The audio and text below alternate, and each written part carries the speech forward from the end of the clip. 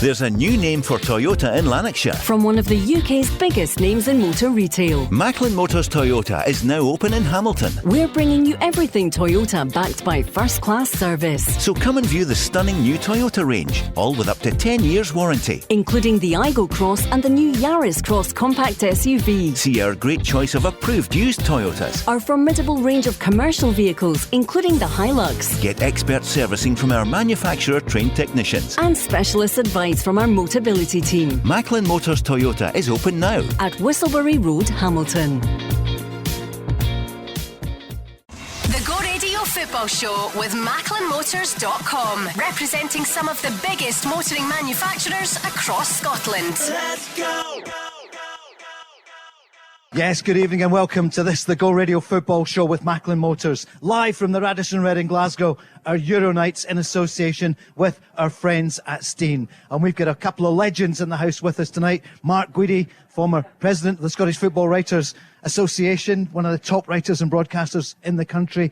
Peter Grant, a Celtic legend, is with us from now until 8. And also on his way to Robbie Williams tonight. No, sorry, on his way, because Robbie Williams is on. He's going to entertain us next door. We've got someone who's got a European winners' medal from 1997.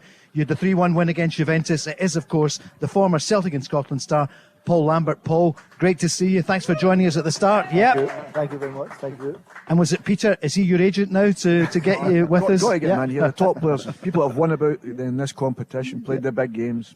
It's the only ones you can talk to. So the Champions League dream is over for Celtic, but you've heard Ange Postecoglou saying Celtic are fit for the Champions League. They've missed chances, but they've competed. What about tonight, Paul? How do you feel about Shaktar? It's a difficult game. I think they have to get a win, because I think they have to get that stigma off their back of they can't win at this level. I think the performances have proven that they can compete, but if you can't win a game, you certainly don't want to lose it. And if they can pick up 3 points, you can go to Madrid and enjoy that occasion. But you just don't want to have that stigma of you're finished last, you've not got any points, or 1 point. That's a difficulty. People are in really good form here tonight. You're only with us for a few minutes, Paul. I know you're going to the game. Peter, what are you feeling? What's your early thought? We'll talk about it in detail. What do you feel about Celtic tonight? I think Shaktar are a very good side. I think Celtic have done very well performance-wise. We all know the chances that's been missed, and that's come back to haunt them. We spoke about it last week. You switch Benzema into the Celtic team, playing the way they have, and create the chances that they've already done. They'd be sitting top of the section probably the way they've played. But let's not be kidded. Shaktar are a very good side. I thought Celtic outplayed them in Poland, I must admit. But I think when I've seen Shaktar, I think they've got really interesting players. And the way Celtic try to play, they always give up chances, But we're hoping at the other end of the pitch tonight that Celtic will be able to take the chances and create as many as they have done, but this time take them. Mark, Celtic have to win tonight, and still no guarantee of getting that Europa League place, the third spot. The table is really tight for Celtic, at the bottom. They've got to win tonight. Yeah, they win tonight, and they hope that Leipzig can take something off Shakhtar in the final game, and Celtic would need to go to the Bernabeu and get something which is an almighty ask. But first things first, win tonight. Just go and win the game, whether it's 1-0, 5-4, whatever it may be. Go and get 3 points and give yourself something to play for in the Bernabeu. Next week, the game's thick and fast. Thousands and thousands and thousands of Celtic fans get over to Madrid next week. Probably 90% of them having to get tickets to get in, but they'll all be there. And you want to go there with something, because Celtic might just be able to pull off a shock next week, Paul, and keep themselves in Europe. At the moment they're out, win tonight, they've got a right good chance. And Paul, you think Celtic could and may well win tonight? I do, just because of the support. I think the support drives you on, but the only reservation I've got is that good players thrive on big occasions, and Shakhtar lads will be used to that kind of atmosphere. But Celtic, if they can get this one, I just think it takes that stigma from it to get a result at Bernabeu. And what do you feel about Real Madrid, of course, the defending champions? Celtic did really well against them, should have had a couple of goals. I know it was 3-0 at the end. Do you think they're going to win it again this year? Or I suppose my question really is, could Celtic take something, or will they take something at the Bernabeu? I think to get anything there, Paul, that is an iconic... You've seen what happened last season against Chelsea, Man City. It's an iconic stadium that sucks you, and you can't get out. I mean, I've played in games where you haven't had a kick, and that's an iconic stadium to do that. For Celtic to get something, you're going to have unbelievable luck for them to have an off night. But can they go there and get... Listen, you never say never, but this is the one. This is the game that I think will set the Madrid game up. There'll be some atmosphere, Peter, won't it? And it's been the hallmark of it. I don't know, the Leipzig game is a little bit quieter, maybe, for the Celtic fans. But tonight, it's got to be 3 points. I don't think it was quieter. I think what happened was the opportunities that came in was missed. And I think Celtic fans were sensing that again. They were creating a lot of chances and they weren't taking them. And they were thinking, here we go again. Because they played ever so well. And I think they lost it for a 10-minute period when the substitutes come on because they were just changing the shape a little bit, tinkering with it a little bit. And opportunities came. And it gave Leipzig that little bit of lift. And the thing they didn't do, Leipzig maybe 4 chances maximum in the game. They scored 2 of them. Celtic had 5 or 6 and never scored any. And there lies the difference. You're talking about Madrid. You're probably hoping you were playing Madrid tonight because they've got about 5 or 6 players not playing in the game tonight. You know, and they're top players. You know, so that's a big thing. And these things are the things that can happen for you. You're hoping Real Madrid rest everybody next week and Celtic get a result tonight. Paul, it'd be great to be back at Celtic Park tonight. You're not back that often because you've been so busy in English football over the years, but you'll get a special welcome. I think it'll be nice. It's always good to go back at certain times and looking forward to seeing the game. And what about your old club as well, Borussia? Borussia Dortmund, you won that. Have you got the medal on you tonight? Can we... No, I didn't want to embarrass Mark with that one. He's got his being cook up medal. Because you played alongside... Just got to the quarter-finals. Don't dare label me in. I played beside him. My credibility's gone downhill here really quick. Yeah. To be fair, when Paul cleaned my boots, it used to be a right good job. But you must look at Dortmund. They've got a huge game as well. Yeah. And you were talking about Jude Bellingham beforehand, who is... How good is he going to be? Well, my own opinion is, give him 1-2 years, he'll be the best young midfielder in Europe, without a shadow of a doubt. I think he's got everything that a midfielder should have. And the greatest compliment I can give him is he's a top kid. He's not arrogant, he's not over exuberant of what he wants to do. He's just a really nice, humble kid, and I think he could be the next best thing. Paul, we really appreciate you joining us, and we know you're off to the game. Give us a scoreline then. We've got some Celtic fans here in the building. So what would you say? I'll go 2-1. I'll go Celtic 2-1. 2-1 Celtic. Paul Lambert, thanks so much for you very joining much. us. Thanks, Paul. Enjoy the game. And he'll be back for the podcast later. He doesn't know it, but no, thanks very much, Paul.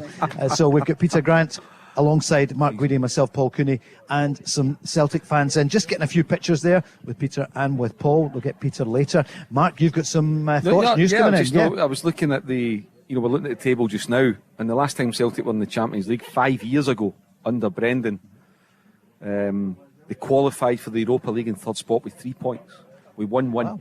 And Anderlecht finished bottom, so 1 win out of 6 got Celtic third place because they beat Anderlecht 3-0 in Belgium and Anderlecht won 1-0 at Parkhead, and the win was in game number 2, which was October 2017.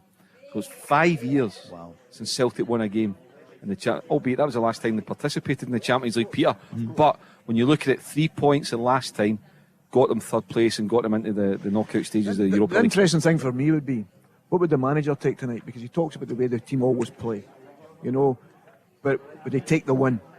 Because the performances have been very, very good, in the respect to that. Celtic have had a go in every single game, whether they've been home or away.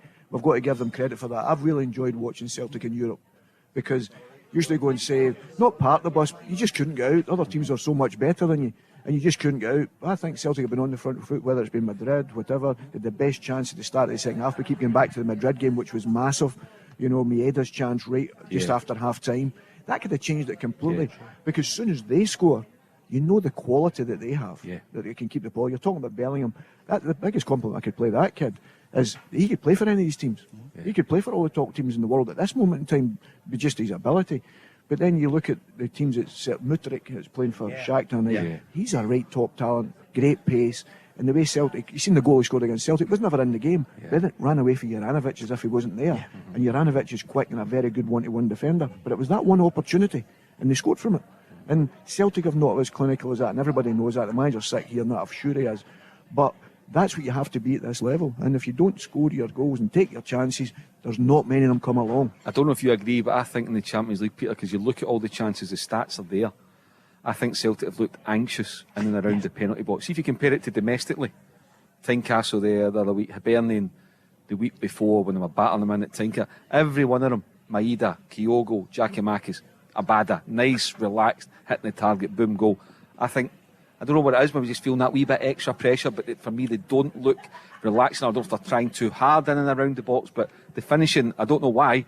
On a Saturday, no problem. Tuesday or Wednesday, midweek in Europe, wee bit different. But it's like doing shooting practice, isn't it? You know, and the respect to that, Celtic have not always clinical as that, and everybody knows that. The manager's sick here, and that I'm sure he is. But that's what you have to be at this level. And if you don't score your goals and take your chances, there's not many of them come along. playing against Real Madrid's, Shaktar, Leipzig, you're thinking, maybe only get a couple of these. When you're playing against domestically, they get a chance after chance, and if they miss them, there's an opportunity on that third one you're going to get a goal, you know. So Celtic, I've been at a lot of the games, and they've still missed big chances domestically, you know. But the thing is, they know they'll get another one. That's not the same in the Champions League. But this time they have, actually. And against Leipzig, they'd 1, 2, 3. Against Real Madrid, they'd 1, 2, 3 chances, you know. So they've always had chances, and that's been a surprise. And sometimes it happens. You've had good goalkeeping, you've had bad misses. And I think the manager would say he'd worked a different way at the start of the season because the games were coming every week. So he trained them a lot harder. And sometimes they looked a little bit fatigued. I thought at the start of the season they played Hearts and Aberdeen. They didn't look their natural self. Till they went to Tannadice actually and scored 9. And you thought, oh, here we go again. Last week, I left here and I said Kyogo hat-trick. Remember against Motherwell? Yep. He had 3 chances in no time. Hit the bar. And then put one by the post. Yeah. But then he kept going, and that's what you've got to do. And the manager's 100% right. All the managers I've ever played with, and I've been fortunate enough to play with some superstar centre-forwards, you know, and coach some of the superstar centre-forwards, they keep getting in the position to score. And if they miss, they don't care. And that's probably the difference with them. I don't mean they don't care. They'll keep getting back in there, and they'll take the criticism that goes with it, because that makes them be the top dollar player that everybody wants, because they get the chances and they will take them sooner or later, and I'm hoping that becomes tonight. My goodness, there's so much to talk about. Last night it was all about VAR. That seems a distant memory because it's all about Champions League now. Barry was making the headlines on our programme saying, yep, but this week for Rangers is going to be massive. It's going to be so tough. Napoli are arguably the best team in the competition, one of the best, along with Man City. I see Chelsea are 1 up in the moment. It's going to be a huge week for Giovanni van Bronckhorst. They got the draw at the weekend. We'll be here tomorrow night and we'll be watching, we'll be previewing Napoli against Rangers, but it doesn't come much tougher than that. And for Celtic tonight, who's going to be up front? What's the Celtic lineup going to be? We will know quite soon. Is it going to be Kyogo or is it going to be Giakoumakis up front? Let's hear from the manager talking about the importance and what he's looking for in tonight's game. Here's Ange Postecoglou. Yeah, look, I think in the context of us sort of continuing Europe, obviously it is. It's a must-win game tomorrow, and our ambition is to try and achieve that, keep us alive. It's not the, you know, just because I think we deserve something, you automatically get it, or you kind of feel like you're owed something. My sort of thought process around this whole thing is that if you keep putting yourself in that position of playing, you know, the kind of football we want, creating chances, eventually you get your rewards. And for us, that's the key to tomorrow. We've just got to play, you know, in the same manner, tackle it in the same manner, particularly here at home. You know, put pressure on the opposition. And, you know, I think, again, you know, if we can create the same number of chances, then it's about then converting them. And, you know, I think from my perspective, it's a lot better being in that sort of situation rather than trying to figure out how we're going to create chances to score goals. And Peter Grant, Mark Guidi, how the 60,000 in that stadium tonight would love to see a goal. I mean, the Rangers fans last week, 50,000, a couple of weeks ago, 7-1 against Liverpool. But they had a moment when they got a goal, and that's a special. I felt for the fans the other week, you know, against Leipzig, great expectations. Tonight, who's it going to be, the starting lineup? What do you think? We just threw a few down there. Do you think it's going to be Gigi up front or Furuhashi? What do you think, Peter? I think there's a possibility he could go with Giakoumakis tonight.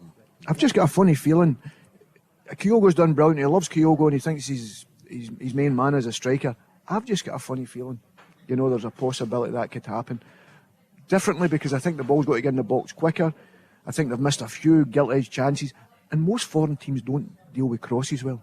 And I think Celtic have created, and Giakoumakis is better at that.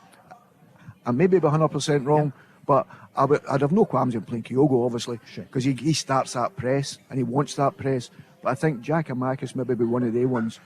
I'm only concerned with that as he started him at the weekend, and I think, is that the reason why he left him to rest? That's what I'm thinking. I don't think Kyogo even got off the bench, did he? No, that's right. So you're wondering, was that just specifically with a view to tonight's game? I suspect it might be, but my view is I would go with Giakoumakis as well. I would go with something different. I like Kyogo. He's a brilliant finisher, but he's not quite what he was a few weeks ago. I would go with Giakoumakis. Try something different with the white boy and just get the ball into the box. Just get it in, let him go and attack it. See if it's not working, make the change at half time. Gregory's been on the socials at Go Football Show, and you can contact us, give us your points, and he's given us he thinks the lineup will be up front Abada, Maeda and Giakoumakis, and he was at the game at the weekend but he thinks he will start as well. At the back, is it Hart, obviously? Is it Juranovic, Yen, CCV and Taylor? Yes, that's what I would go for. I think that's what he sees it. Banabe's come in and done quite well, to be fair to him, but Greg Taylor's been outstanding all season. And to be fair, I know he got his critics last year, but the one thing about the wee fella, he goes and shows and wants to play the way the manager wants to play, in a completely different position for fullbacks now for Celtic, and he gets his rewards on Saturday. And I was delighted for him. There's nobody happier on the pitch and seeing that kid score, because I think his performances deserved that. Striker's instinct, isn't it? Absolutely. If you watch it, it was a striker's instinct, because the striker actually, I can't remember, Hadzimanovic, I'm not sure, went to the back post, but Greg ran in front of the defender, and got the touch in, and it was fantastic. It was great to see the elation in his face. Yeah, it was the same Hearts defender, Michael Smith, that had switched off both times for the 2 rebounds. The winning goal and the one with the shot, was it Moy, whoever it was, hit the shot, and Craig Gordon's parried it. So, the one for me, I think it'd be harsh to leave James Forrest out tonight. I'd love to see James Forrest getting a crack at it. But he does love Maeda, and the manager really likes the defensive shift that Maeda puts in as well. So, but maybe Forrest might get the nod ahead of Abada. I'm not sure. But he's got really good options. I think probably the central 3, Paul, even though Turnbull's available again, Moy, Hattati and O'Reilly, I think the 3 of them pick themselves. But then you've got Haksabanovic as well. That's what I was going to say, not Haksabanovic. Really you think it'll be Moy? Really good. There's really good options. I think, I know Moy can go forward, but I think he can, out the 3, he'll sit a wee bit more and a wee bit more protection to the 2 centre halves. But listen, there's brilliant options. There's so many good options. There's 17 or 18 really, really good outfield players that he could choose 10 from. Well, we want to leave here tonight with no regrets. Would that be fair? No, it's because Robbie Williams is next door. We've got Peter Grant on, we had Paul Lambert. Do you think he'll come in? He loves his football, doesn't he, Robbie Williams? See if we can get some contacts, I'm sure. Stoke City fan, isn't he? He is, yeah. Stoke City. Peter, exactly. I think it's Port Vale, actually. Port Vale, Port well Vale, done. sorry. Now, what's your connections with Port Vale? Because every player I throw up, you've worked with them and you know them. We'll work on that during the break, and then we'll speak to some of our friends here at the Radisson Red. We're back in a moment. The Go Radio Football Show with MacklinMotors.com, representing some of the biggest motoring manufacturers across Scotland. Let's go! This is the Go Radio Football Show on the road with Macklin Motors, and we're live from the Radisson Red here in Glasgow with our Euro Nights in association with Steen, and we're only, an hour and 35 minutes away from Celtic against Shaktar. Celtic, the winners of the tournament in 1967. We haven't said that out of these. Game 5 out of the 6? Peter Grant, you've had many great nights at Celtic and the European nights. What's it like going out, the floodlights and the packed stadium? I told you, we won games, Paul, we weren't supposed to win. I've been beaten with teams well away from home, and even poor teams away from home quite a lot, but at Celtic Park was just something different. And I know people talk about it, try to curry favour to the supporters, but there was something different. We won games we shouldn't have won, and it was all through the supporters, and it proved the opposite, as I've done in the Atletico Madrid game, when we never had fans and we lost 2-1 after having a fantastic result in Spain. We come back against the Spanish champions and we get lost 2-1, and that shows you how important the supporters are. We're joined now by one of our friends here at the Radisson Red, and it's Stephen. Stephen Henry is with us. Stephen, welcome to the programme. Thank you. Thanks for having me. A great pleasure. What are you feeling tonight about this? What do you think? I think they'll score about a couple anyway, 2 or 3. I just think they'll take their chances tonight. They'll be not lucky.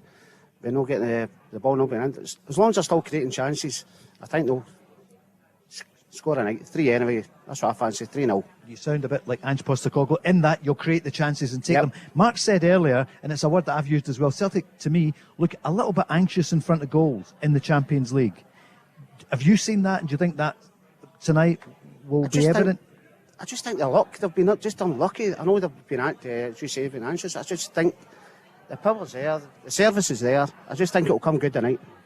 Key men for Celtic, obviously the keeper is always vital. And what do you think of Cameron Carter-Vickers? Definitely brilliant, excellent. What a centre half, amazing, love him. He's quite a find, wasn't he? Yep. To bring him up, because he hadn't made it in England, but you're not in the Tottenham books, Peter, unless you're special. Well, I'd seen a lot of him, obviously, because I was at West Ham and Fulham and that round about there, so I'd seen a lot of Cam, and he'd been out on loan, and it's always difficult because down south, you know, he's not 6'4". You know, he's not your typical centre half down there. You go to the non-league down there, they're all 6'4" and whatever. Every centre half. So people had that wee bit of sort of trepidation with him, you know. And he was always a solid defender. That's the way you'd have put him. And I think even with Celtic last year, but I think he's grown this year. I think he's, was it the last European night, I thought he was excellent. Yeah. You know, I thought he was outstanding in the game. And I think him and Jens now are getting a better partnership together.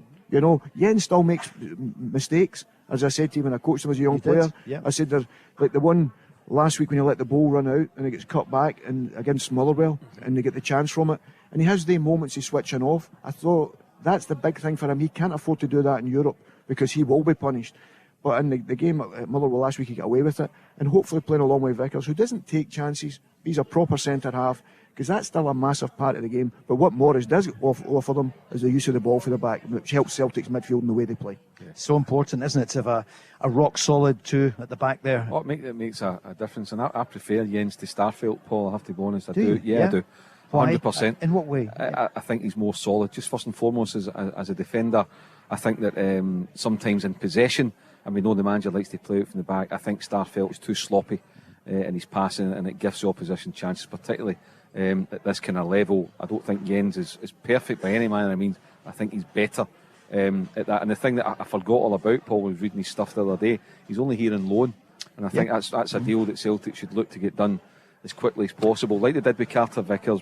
Get it in the bag, get him done, because I think there's a really good partnership in there. I think a lot of people didn't realise that. Brackets, I'd forgotten that he's I on read loan. I read it. Lorient, yeah, is that right? Yeah. So, listen, I don't know if there's a set fee already, but I've been encouraged to go and get the deal done as quickly as possible. Stephen, what do you think of Moritz Jens?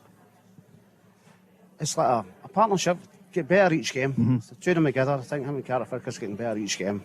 I think he's a good signing. And obviously your captain missing, Callum McGregor, won't be back for some time, but they have adapted well without him. O'Reilly has played. What can you say about O'Reilly's brilliant. What a signing. Yeah. Amazing. Great. For him to get into the holding, play in the middle, and but you know, he's attacking, that's his strength, but he's doing a great job. Do you know him as well, Peter and Matt? He's been really well coached. Yeah, he has. And that was at Fulham with you. Yeah, you were. Well, that's what I'm saying. Moritz, too modest. Moritz and him were big friends, you know. And that was the thing we always... It's easier, because we're doing the 23s, we used to try and get them comfortable in possession of the ball. We had to take Moritz, as I said to you, and Moritz spoke about it when he came to Celtic. He said, yeah, Peter always talked to me about more aggressive, because 9 times out of 10 the ball's going to come straight down my throat, and if I don't deal with that first ball up and don't defend properly, I'll be finding it very difficult, no matter how good I can be in the ball. The one thing I'd say about Starfelt, I really was impressed with Starfelt last season, and I think he was a bit unfortunate with his injury, but the one thing Moritz gives you, he passes the ball forward. Whereas Starfelt last year, I felt, turns back on his right foot, which is a natural thing, plays square to Carter Vickers. Now, Carter Vickers used to pass it back to him, and then it would go back to Joe, and then it would be a kick up the pitch, and we'd lose possession from that. I think with Moritz is more comfortable with his left foot, and I always said that I love balance, and Moritz used to do that. And him and Matt, I used to play Matt in that one position because of that, to learn the game, because he, as I said to you before, he wasn't great against the ball. So you had to watch the game against the ball, because I knew his talent on the ball, and I agree with Stephen here that when he plays further up the pitch, he's got that creativity, and I think he'd done that more at MK Dons, and that's how he got his move here, and I'm absolutely delighted for him. I think the world's his oyster. He's what I would call him, the two of them are Celtic players, because they can handle the ball, you know, they can handle the ball, but what you've got to say, if they've got the personality, the two of them, the nicest boys you could ever meet, and I mean that in the nicest possible way. They want to learn, they want to get better.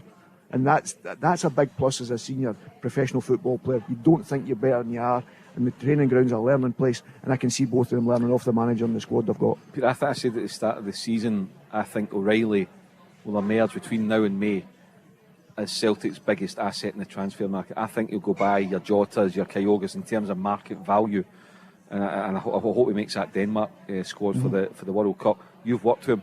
I don't know if you agree, but for me, O'Reilly, £1.5 million, what a bit of business. But you know, for me, he's looking. But even better than millions that, and millions and millions of pounds. Before he went to MK Dons, he was training his own. I'd left Fulham by then, obviously, by the time Matt had left. But he was training his own. It showed the determination and the belief that he had. As I said to him, when he was a youngster, he had a bit of a problem with his back and missed a lot of training at times because his body grew so quickly. And you can see that. I've told you, look, his running rate's kind of funny, the way he runs and whatever. So he always had back issues, and I think he ended up with a fracture in the bottom of his back.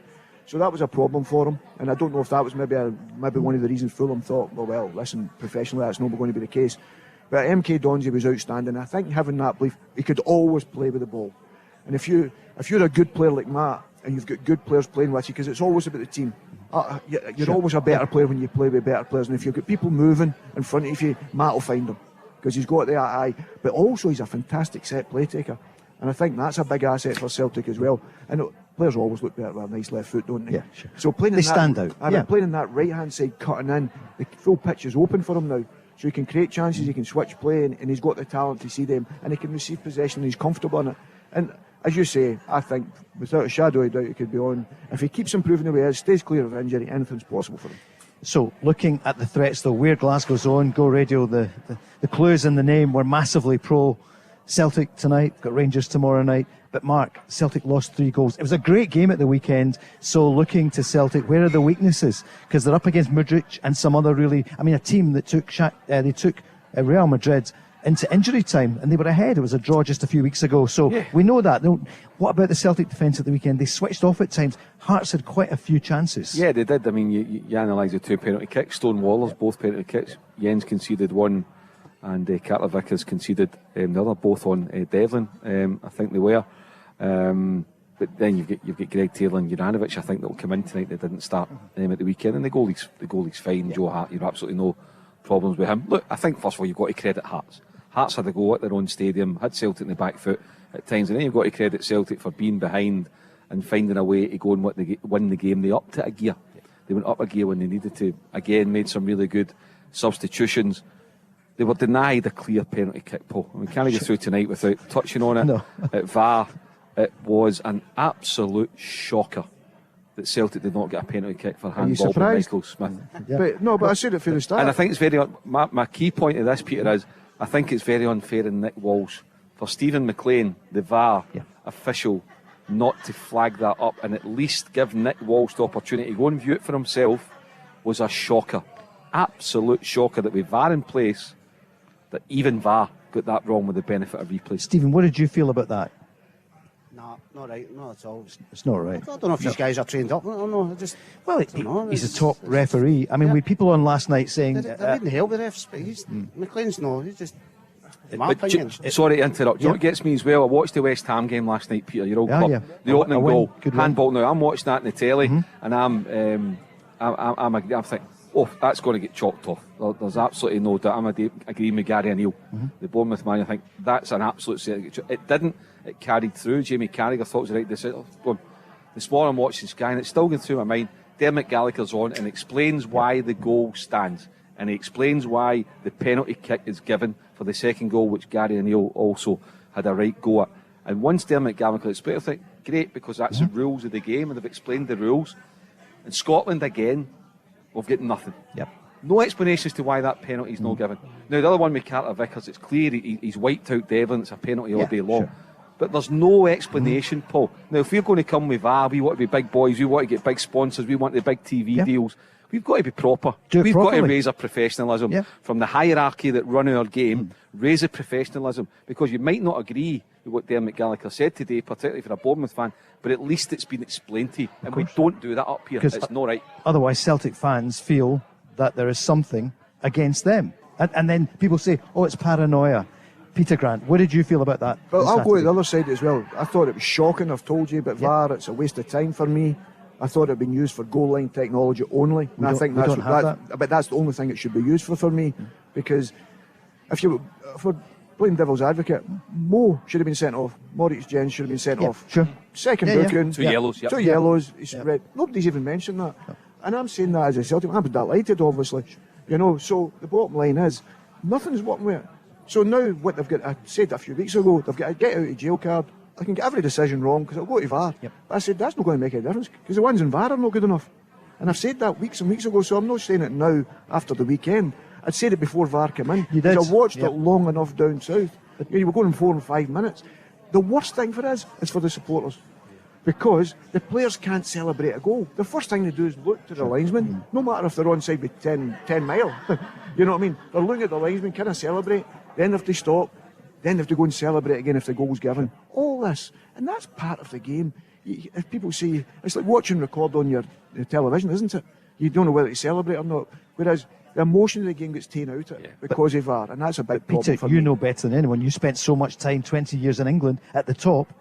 it's there in the top leagues, and we had to have it. So how can we adapt it to make look at the Abada goal at the end, and virtually nothing's been said about that. And it wasn't replayed. We don't know if he was on offside. Tony or offside. Rawson's. Yeah. Everybody spoke about Tony Rawson, the goal, the header. But I think the decision was actually Giakoumakis pulling. So that's what I think the decision was on. But we don't get an explanation, and that's what I'm saying. Jim Goodwin makes a point about a player and gets an 8-game ban. Yeah. And we're saying, well, why is the manager not coming out and speaking? That's why, because you get an 8-game ban. I can't say nothing today. I've always said the referee should be able to come out, because they're the ones on a Saturday, the emotion of the game has been there for them as well. Come out and explain after in the press. Straight after the game, you come out and say, why did you give that decision? That kills everything then. Everything. Because they've got an explanation. We maybe not agree with them, but at least they've tried to explain it. And then we say, okay, is it fine? So I think referees should speak and managers should be allowed. And I don't mean we're crucifying them. I understand what I'm saying, but there's got to be a way you tell them. And what Jim said was 100% right. But he should be allowed to say it. Not an 8-game ban. The referee should be allowed to say it. And the manager, Ange, should come out and say, oh, it was a stonewall penalty. That's it. But no fine. But I better not say nothing, because I'll end up getting fined.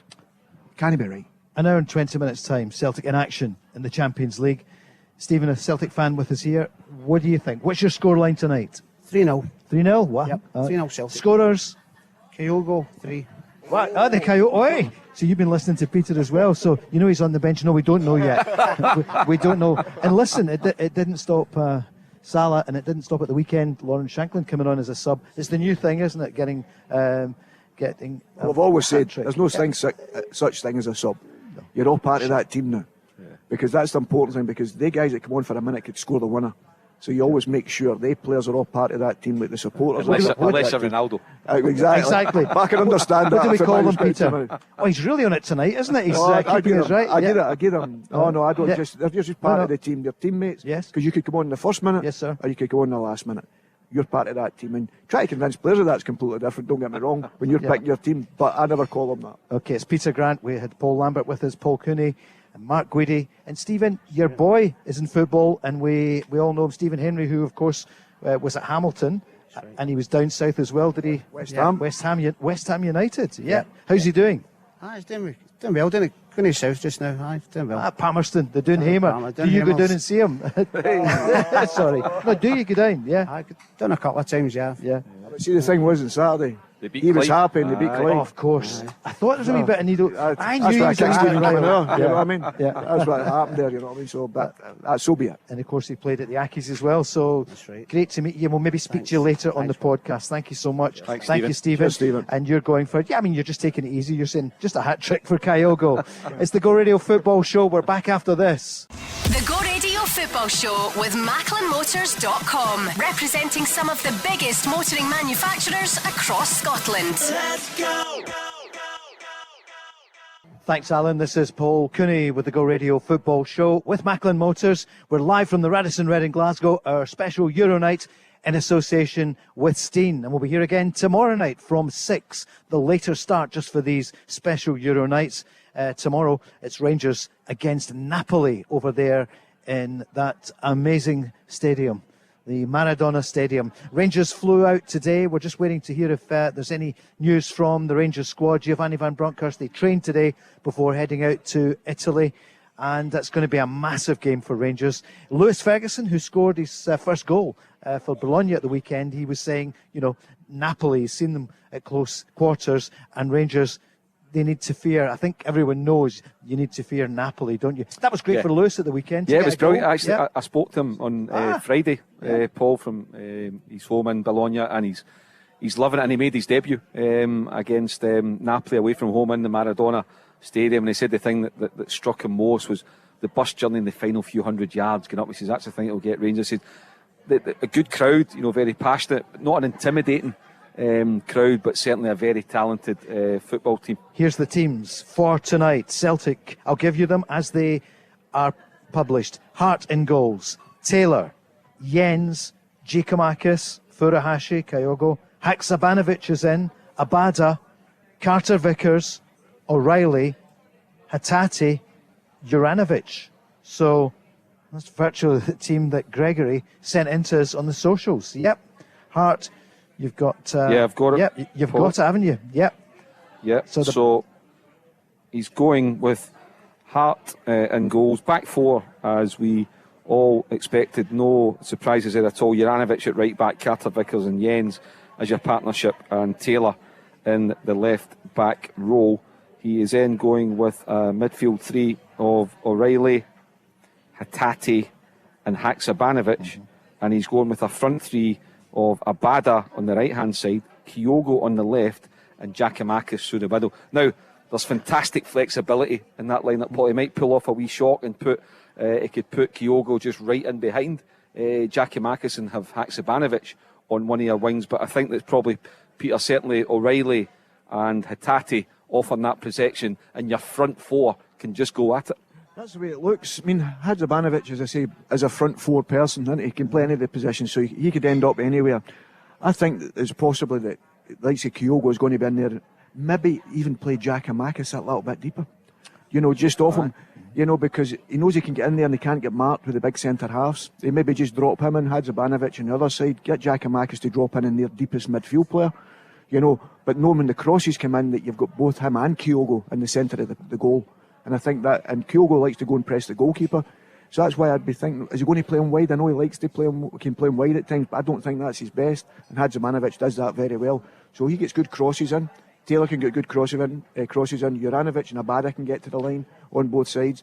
And that's why I think there's a possibility maybe drop Giacomakis just behind Kyogo. It's strong. It's exciting, isn't it? Oh, Paul, I have to say, for it. Yeah, absolutely. And you know, whatever happens tonight, you know, without the benefit of hindsight, we've got to applaud Ange Postecoglou for his team. Peter played at Celtic for 15 years. He knows what the fans want. He knows what the club's about.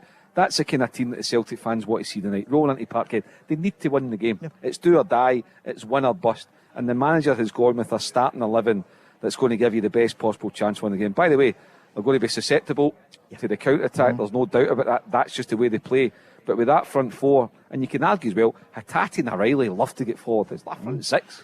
It's always like it's like 4-0-6. Well, if you go back to the first game, they created a hell of a lot of chances in that period of the game, you know. Shaktar never had a lot of chances. Joe at the heart had a couple of really good saves, don't get me wrong. But the Celtic dominated for big periods. But then we always think they're susceptible against the ball. You know, but he's put two strikers on there. He's hoping to get goals. He wants to get goals. This is the way he sees it. It's the first time we're going to actually see Kyogo and Giacomakis if the two of them play through the middle.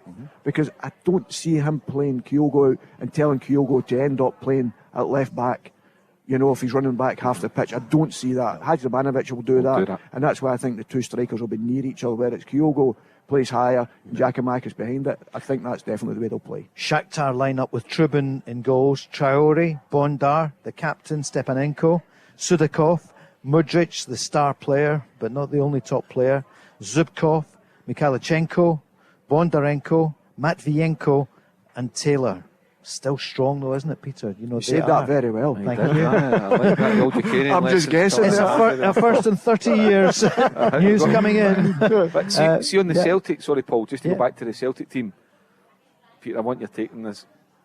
Are we overcomplicating it? Could it just be a 4-4-2? No, I don't think you can give that up. I don't think you can give the middle of the pitch up, no, however you're playing now. Not in Europe. I don't think even in the top games you can give that now, because as soon as you get that 3v2 in the middle of the pitch. I played at a time in the Celtic period, we played with two wingers and two centre forwards. None of them dropped in. The wingers never tucked in. So it was like a 5v2 in the middle of the pitch. And that's why we used to get battered away from home. I used to think, me and Paul McStay used to come off the pitch, couldn't breathe. And the wingers weren't even wet. Why didn't they change it? Because they just thought that was the way Celtic were attacking and wanted to win games and exciting. And you never had enough time, Paul, to get coached as and such, because as you say, we used to travel out on the Sunday. For the Saturday we'd play, we'd travel out right away on the Sunday. So the training session, you know, you were getting there for one night to train. So the manager never had a lot of time to change the tactics. The squads weren't as big. You know, you were hoping somebody wasn't injured. So some guys couldn't train on Monday or the Tuesday, even though you'd flew out. So all of a sudden it was easier to keep the same team. And we don't get me wrong, we played some really good performances, but at that time it's completely different. But now in the middle of the pitch, I don't care what team you're playing against now, it's very difficult if you're playing a 3v2, because if they play with their wide players inside, it becomes a 5v2, and then you just get overrun. And the one thing I would say about Celtic's two central midfield players, Matt and Hatate, I'd say that's their weakness if they're left on their own. you know, and they got overrun in there. And that's the thing that would be concerning me, and that's why I think one of the strikers will drop in, whether it's a Giakoumakis who can arrive in the box to help Kyogo, but it allows Kyogo still to go and press the goalkeeper and be that first press with Giakoumakis getting in behind him. Have we got the entire subs bench yet, Mark? Have you got it there? I'm just we looking have. on the official Yeah, we have, site. Paul. We've got the Celtic substitutes, Ben. 2 goalkeepers on the bench, Bain and Siegrist, and then a strong backup for the manager to choose from. Moy, Turnbull, McCarthy, Bernaby, Abelgard, Maeda, Forrest and Ralston. So a right good strong bench, good options here when they're needed, because we know the manager by now, Paul, 65 minutes, at least 3 if not 4 changes. At least, isn't it? Yeah, and so we don't call them subs. What is it we're calling them? Everyone's part of the team. And I know there is a real point in what you're saying. No, I think it's massive, because, listen, that team that's starting won't be the team that finishes. We all know that. Yeah. We all know that. So these boys that's on the bench, they're making sure that they're ready to come on at any time. And I told you, I think the last game, and nobody's mentioned it, I felt in the Leipzig game that was the problem. There was a little change of shape when the substitution came on, and they never really sorted it out quickly. I'm not saying the manager and that never sorted it out. The manager's probably told them what he wanted, but the players never sorted it out quick enough. Right. And it allowed Leipzig for 5 to about 8 minutes. I remember looking at my watch, and Celtic couldn't get it sorted. And in that period, they nearly get the first goal, and they had an opportunity to score again, and then they scored just after it. Then Celtic come back again when they got the second goal. Celtic come right back into it and they had opportunities. But I just thought that 5-10 minutes, which can happen at this level, if you lose that 5 or 10 minutes, teams are capable of punishing you. Yeah, absolutely. Salzburg have punished Chelsea, so they're 1-1.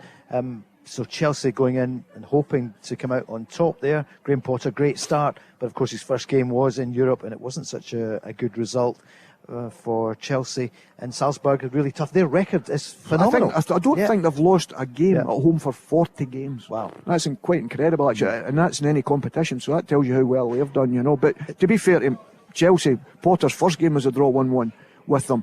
Yep. But then they beat Milan twice. So fantastic. He's doing well. Fantastic coach. You know the voice there, it's Peter Grant. Earlier we had Paul Lambert. I mean, we had more time, we could have talked to him about Aston Villa, another one of his old clubs. Yeah, and of course Steven Gerrard away and the new manager, Unai Emery. I can tell you about them because I was at the same club as them. I was at Aston Villa, and then they were taking our friends at Norwich. Sorry, that's what I was saying. Both of you, we could have spoken about it. What about Unai Emery? Be a popular choice at Villa? I think he was excellent at Arsenal. I think it was...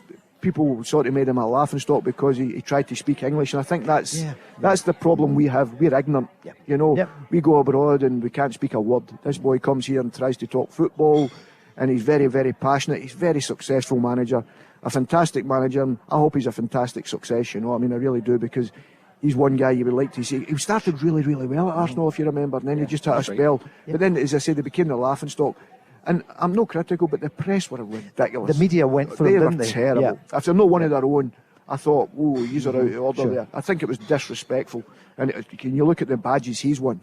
You know what I mean? And his teams are very exciting to watch. I like his teams. People say I could be a bit mundane near the end, because Arsenal kept conceding for so long, so many goals. It wasn't Unai Emery's fault. They just never had the players. And I think you can see that when he was talking today. He was talking about the fact that he never got the backing. To get the support, and you need that as a manager when you come in. I think as well, if you look at when the period they took over at Arsenal, they were in decline for 2 or 3 years, latterly under Wenger. And you're talking about the criticism from the media towards him, and the punters probably didn't give him long on a fire. But there was already there was an established narrative against Arsenal by that point, and he was really unfortunate at getting in at that time. And probably whoever it was, very similar to Moisey. After Sir Alex, it was always going to be difficult. But now, much better manager, he'll know the game better, and you look at his record, 3 Europa Leagues in a row with Seville. But he's won was it 5 out of 6 he won? I think he's won 5 out of 6. Phenomenal. Managed PSG. You know, phenomenal. Top. Tonight, though, it's about Celtic up against Shaktar Donetsk. We're here with the Go Radio Football Show with Macklin Motors, our special Euro night in association with Steen. And it really is filling up. Many people here for our programme, but also for Robbie Williams in town. Will there be candy, do you think, for the Celtic fans tonight? If they get the points. Nothing. I went to see him last night. How was he? It was absolutely brilliant. Brilliant. I've never been I don't mean a big fan. I don't really follow it. I'm more a Tom Jones man, who I seen the last time in there. And I went to see him last night with my wife Lorraine. And he was absolutely brilliant. She's a one. Very she's a wee angel. It's not unusual. Right, okay. So how good was he? Yep. 10 out of 10. Really? Entertainment. And it's the best I've seen him looking for a long while. He looked fantastic. He looked really fit and healthy. And as I say, he's a top entertainer. And I think when you go to a show, you want to be entertained. And he sang, I think it was 2.5 hours, nearly 3 hours he was on. And for that period, he was on all the time. Well, we'll be concentrating on the football here tonight. Let's hear a bit more from Ange Postecoglou. It was some game at the weekend. And let's hear what he thought of it. Because obviously at that point, he was only, 72 hours away from this game tonight. Here's Ange's take on Celtic's 4-3 win against Hearts. Yeah, cracking game. What do I know? VAR starring role, 3 points. Credit to the lads. It's not easy coming here and their crowd's up and about. With conditions the way they are, it's always going to be a little bit of a 50-50 game. And then with the whole circus around VAR, it becomes anything but the football. So for us to within that context, just to stick to trying to play our football and finding a way to win is credit to the lads. Yep, they found a way to win. They just don't seem to give up, because that could have been a real banana skin in the chase for the title, which is still the biggest thing, isn't it, Peter? It's not Europe, it is to win the title. 100%. And listen, many times, the old Tynecastle, and it's a hell of a place to go. And listen, I'm not being disrespectful to Hearts. Every time Celtic turn up, it's a cup final. You think it's an opportunity to come and play. You're just after a big European night. I know they had the game as well, but you're just looking at Celtic. It's relentless, and the manager kept them going and kept them going. But we all talk about the manager. The manager can tell you a million things. The players got to take full respect, because they've got to keep battling. They've got to keep going. That's demanded at Celtic Football Club, that you never give up. If you're losing 4, you make sure it's no 5. You keep going. You never down tools. And we were always told that since we were babies, you know what I mean? But that was put into us. No matter what you could, don't embarrass yourself. Give everything you got. Leave everything on the pitch. And listen, that was through a period, as you know, wasn't the greatest period. But the one thing I could never say about teammates they ever gave up, because they just weren't allowed. Just totally unacceptable. Probably looking at to the supporters at times, but that wasn't the case. And as I say, you've seen that on Saturday. And as I said earlier on, the Greg Taylor getting a goal was probably the icing on the cake for the manager, because his performances have deserved that. Because he's been outstanding. He's a fantastic kid who tries. He's bought into what the manager's tried to do with his positional change, because it's slightly different as a full-back. We're usually going up the outside. Now Greg's receiving the ball in midfield with his back to play, which is completely different to them. And he's taking it to a duck to water, to be perfectly honest with you. As I say, I was chuffed for him, and you can see the elation in his face when he got the winner. Mark, we've had 3 Prime Ministers since this started. Not this programme, but of course this tournament, when you think about it. Boris, Liz and Rishi. For Celtic tonight, couldn't have been better than getting a win at Tynecastle, one of the toughest places. Yeah, but it was a big test, because had Celtic not won, Rangers were playing at home to Livy, albeit it was Rangers that ended up dropping points. We probably the thought if anybody was going to drop points, it would have been Celtic, given the difficulty of the tie. But yeah, Celtic showed great character to go out there in the finish Saturday afternoon, 4 points ahead of Rangers. And I know it's Celtic's night tonight. We'll speak more about Rangers tomorrow, but serious pressure on Giovanni Van Bronckhorst. Him and Steven Gerrard swapped jobs 11 months ago. Gerrard's already away. Is Van Bronckhorst going to see his 1 year anniversary? At this moment in time, Paul, it's looking unlikely. But for Celtic, they're flying. And like I say, looking at that starting 11, I applaud the manager for the boldness, because it's a do or die tie. They're going for it. We're going to take a quick break for Sophie and the news. That's coming up next, and then we're back here on the Euro Night special. The Go Radio Football Show with MacklinMotors.com, representing some of the biggest motoring manufacturers across Scotland. Let's go! And thanks to everyone joining us here with the Go Radio Football Show with Macklin Motors, live from the Radisson Red in Glasgow, a Euro Night special in association with Steen. Well, the table tonight looks like this.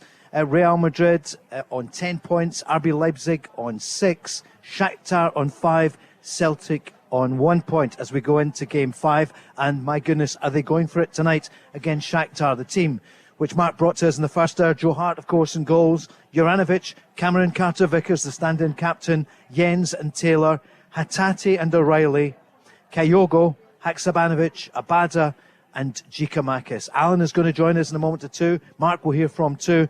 But Peter Grant, they are going for it tonight. How are you feeling? Have you changed any opinion since you saw the team?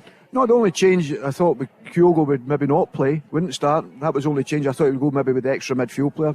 But I can see what the manager's doing here. I think Giakoumakis, we said prior to the team coming out, we thought he would start. We thought it would maybe replace Kyogo. But I think the reason he's done that, he could maybe play him a little bit deeper and still allow Kyogo to go and press and put pressure on the goalkeeper or the back line. But then when crosses come in, it's harder to mark someone arriving. And Giakoumakis is very, very good at that. But also in the wide areas with Hadzabanovic and Abada, I think they're better defenders than Kyogo. So I think that's going to be, because you'll need help. Your fullbacks always need help at this level because of the quality and the speed that they've got in the areas. As we've seen Maeda done it in the first game, with Mudryk, who's very, very quick. So I think Abada and Hadzabanovic, I see them playing the wide areas, and I think it'll just be how they line up the two strikers. Because Maeda does well, as Peter points out, doesn't he, tracking back, Mark? But he's not been vintage. You got a goal at the weekend. Yeah. But are you entirely happy? And I think you are with the Celtic lineup. Yeah, I like the team. Listen, Maeda works wonderfully well. What a shift he puts in. But again, I think you look at the evidence of him in Champions League nights, he lacks composure, Paul, at the vital times when you're in that final third, whether he's in front of goal or whether he's in a wide area. I think he's lacked composure, unfortunately, but he still gives you a wonderful shift. But I think tonight, whether it works or doesn't work for Celtic, I can't fault the starting 11. I like it. Not for a second did I expect to see Giakoumakis and Kyogo in the same starting 11. Didn't think that would happen for a second, but the manager's gone for it. I'm going to be intrigued to see what his plan is, how it shapes up when you see them starting off, where he goes with them. Listen, I think it gives Celtic a right good chance of winning the game. It's a team that can put Shaktar on the back foot. Chelsea have just gone 2-1 up, and it's that Havertz who's just scored a moment or two ago. And Seville, or Sevilla, whichever you prefer. What do you prefer, Peter? Seville? I'd go to any of them. Peter Grant is available. What a top-class coach he is and manager. They're 1-up on Copenhagen. Alan joins us. How you doing? Hi, Alan. Listen, I didn't want to give you a kind of a VAR fear there, but that had gone for a goal check there. After the weekend, you'll be a wee bit wary about VAR, but you got the win on Saturday. Yep, How are you feeling? How are you feeling about tonight with Shaktar? Seen that lineup, I think we could take a few goals off them, definitely. Where are the goals? I mean, there's so many, aren't there? Look at Abada's been on form. He's The scored a wingers are couple of good, doubles, yeah. I'd say Kyogo's going to be the front man, I'd say. And what do you make of Giakoumakis at first? What did you feel when he joined a year ago? At first, I thought he was, how could I say, maybe lacking fitness, but then when the goals started coming, it was... I think Alan's right. I think everybody looked upon that way. But I always liked him. I said that to you. I said the supporters will look at him and they'll think he doesn't look fit enough, and once he gets his fitness up. But his movement was still great, and I keep going back to it. He was a top goal scorer in Holland at that particular team, and his team was relegated. So you knew he had goals in him. And you can see that when he plays. He wants to score. That's the big difference with centre forwards. He wants to score. He's hoping to score. And he's not frightened to get in. He can take a knock. He's in a big centre against big centre halves. It doesn't bother him. He rummels people up, as the word we would use. He makes life difficult for them. And I think that's the big thing he offers. And Celtic supporters love that. Somebody's wanting to put their shoulder to the wheel and fight and scratch. And the big guy does that. But the most important thing is he's got goals in him. I really like him. I think he's been outstanding for them. And I think the supporters are seeing that now. And Alan and that, they watch him obviously as much as we do. And he knows and he can see that. Definitely. Alan, were you pinching yourself then? You know, a couple of months ago at the start of this tournament, the European champions back in town up against the Scottish champions. What do you mean, like? How did you feel? You know, when you knew you were back in the Champions League. Oh, of course. It's a buzzing moment, isn't it? It's, especially when you get Real Madrid. When was the last time they got Real Madrid? Sure. In Europe, anyway. So, aye. It was phenomenal. Well done, you turned it on me there. He basically said to me, "What's your point, questioner?" I was havering... Jimmy Sanderson, God rest him. What's your point, caller? I know, I was havering a wee bit there, Mark, because I know I've been trying to say... You know how we feel, Alan. Yeah. You know, we say it on the Celtic nights, the other Rangers nights, and it's been tough. You know, 1 point between the two of them. We'd like something to cheer about tonight and tomorrow, but let's stick with tonight at the moment. Yeah, I mean, first things first, it is about tonight. I mean, potentially Celtic and Rangers can still finish third. I mean, I think Celtic have got a better chance, a more realistic chance of doing it than what Rangers have. And you're right, Paul, we don't want to be looking for our country, for our game, for our city to be looking at this a week on Thursday when it all comes to an end and we'll get 1 point out of possible 36. You know, we don't want that. We need to get more points, both of them. So it starts tonight. It's a chance for Celtic to get 3 points. I think it's a realistic chance going to the Bernabeu next week. Totally different kettle of fish for Rangers and Naples tomorrow night. Hell of a task in front of them, but they should take something off Ajax the following week. But tonight, I think Celtic can win the game and keep themselves alive going to the Bernabeu next midweek. Well, I must be, Matt, I'm slightly different in the respect of that. I looked at the draw, and if you remember, I said at the time, you would take the weakest draw, and then you looked at it and you thought, there is no weak draw. No matter what team you were going to draw, no matter what section you were going to get in, what clubs you were going to be in with, then you were just saying, well, I hope we get some points. That I genuinely do, because I think Celtic now are magnificent on the home front. They've done tremendous in Europe this year. Rangers have been slightly different. They lost a lot of quality players and not been able to replace them. They had a few injuries as well, so I'll give them credit where credit's due in that, and I think that's been a bit unfair on the manager. But the teams that we're playing against, they're top quality sides, and there was always a possibility coming out with no points. I always felt that, because I've seen Shaktar, you see Shaktar, you know what Leipzig are about, you know what Real Madrid are about, they've done it with Manchester City, you know, so you've seen what they've got, the top quality players, and that's when you're at the top table, that's a possibility to happen. What we're hoping to get from this is a learning experience. Some of the Celtic boys have never played at this level, you know, and that's the big thing, representing Celtic with expectation to win. The one thing I can give Celtic for talking about Celtic tonight is they went into every game and tried to win it. That's the one thing they've tried to do. They've come out with, as you say, 1 point from it so far. Hopefully that'll change and it becomes 4 and it looks great, you know, in the respect of that. But remember, they've done it before when they get 9 points and still never qualified. You know what I mean? So, which is hard to believe absolutely, now, isn't it? Absolutely. I definitely look at the quality now, and we've got to get back, and we talk about the finances and all that. So to still produce performances that they've done, knowing that you've not got a Benzema, you know, you've not got a Modric, you've not got a Toni Kroos. No disrespect to the players, that's the level. These guys have won 5 and 6 Champions Leagues. You know, Shaktar are a young team, very quick. The guys talking about 70, 80 million for one player and all that in their team. So you got to talk about Cuckoo. We're talking about 70, 80 million for him. There's another one player.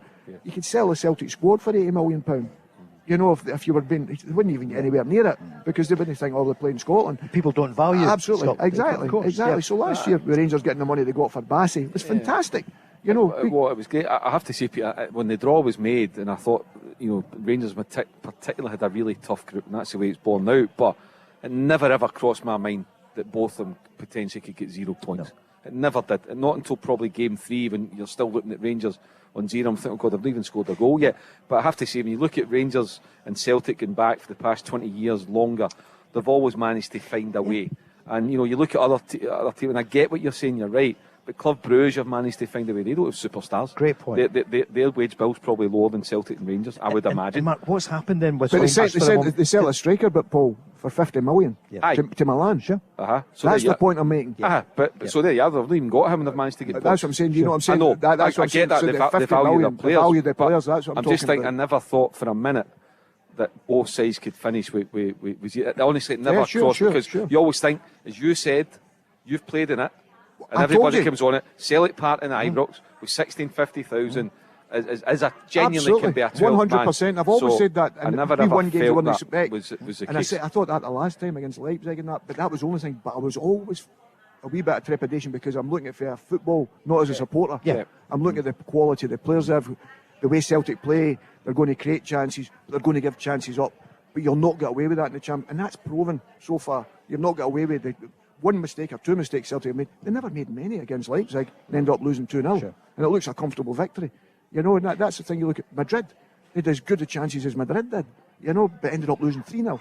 You know, so that's the point I was making. It was always capable of that, because of the quality of the players you're playing against. Playing at Celtic Park and Ibrox, I agree 100%. That wins you games on its own. And look what Rangers did just 6, 7, 8 months ago with much of the same team. Not entirely, they've lost Aribo and Bassey, but what they did against Leipzig, what they did against Dortmund, amazing performances. And that's, I agree with what you say, they're in the toughest of groups, but you would have expected them to do something special, which they did last year. And for Celtic, it's massive tonight. Alan, who's your all-time favourite Celtic player? We like to ask. Henrik Larsson, Apart from him, which Mark said who would be your next one? Because most people, the couple of months we've been coming here, are saying Henrik Larsson. Is there anyone else? Probably Chris Sutton. Big Sutton. You You obviously forgot one. Yeah, exactly. sorry, Peter. Yeah. Thank you. I gave you that tenner earlier on. Come on. For God's sake. He was obviously too young to see me. That's what it was. Exactly. Yeah. Peter looks as though he can still play, though, doesn't he? That'd be a first. Yeah. Steady. So your scoreline again? I'll go with 3-1. You're going 3-1. Yeah. Right. Okay. Good That man. was. That's all. I'll be happy with that. That's 2 threes we've had tonight. Stephen and Alan. And what about big Joe Hart? Nobody seemed to want him. He came to Glasgow, 18 months ago, and my He's goodness, enjoying football, isn't he? what a find, yeah. He looks happy. And Yep. what more can you ask? So I'll tell you what, I was talking about Maurice Jens. Get Joe Hart signed up. I don't know what his deal is. Get him, get him, what is he, 35? 36? Yeah, yes, 36. Listen, get whatever he is, Which is nothing. stick an extra couple of years on it now.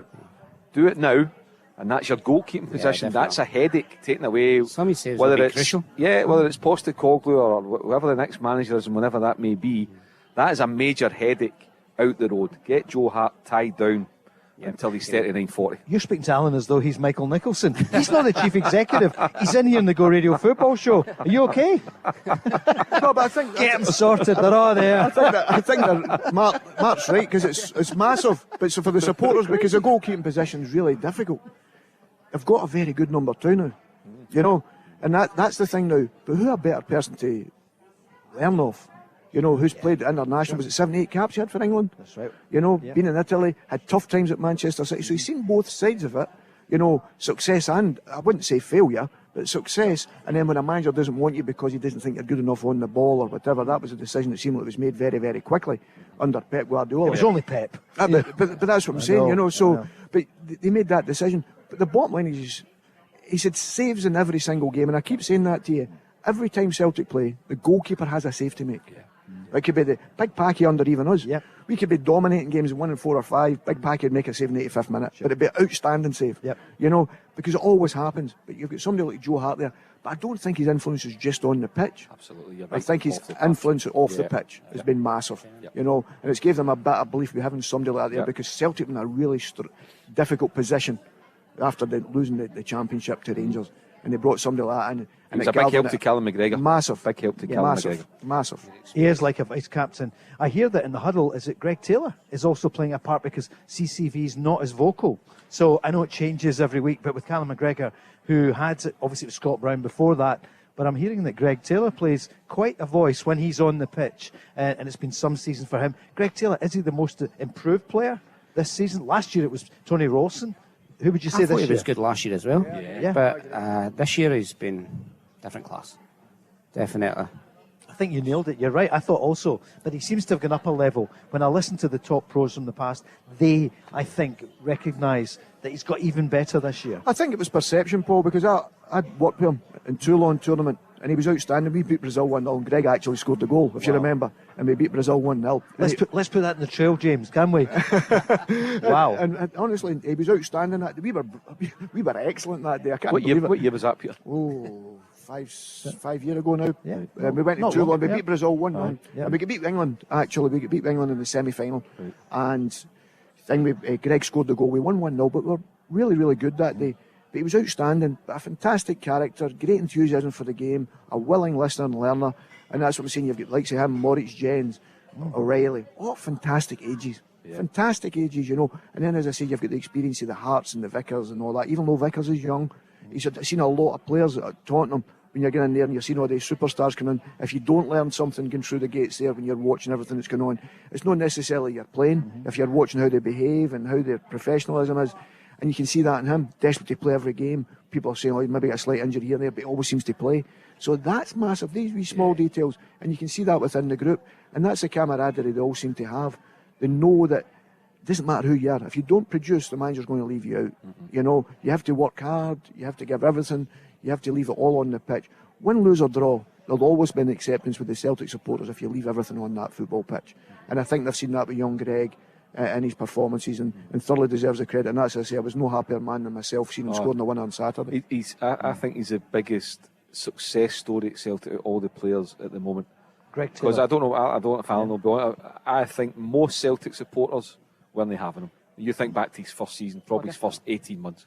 They weren't having him when Neil Lennon signed him. £2 million for Kilmarnock. They were asking why he was starting. Exactly, and I'm not saying the benefit of hindsight, but in the season that he played under Steve Clark, I watched him 16, 17, 18 times. Peter worked to him.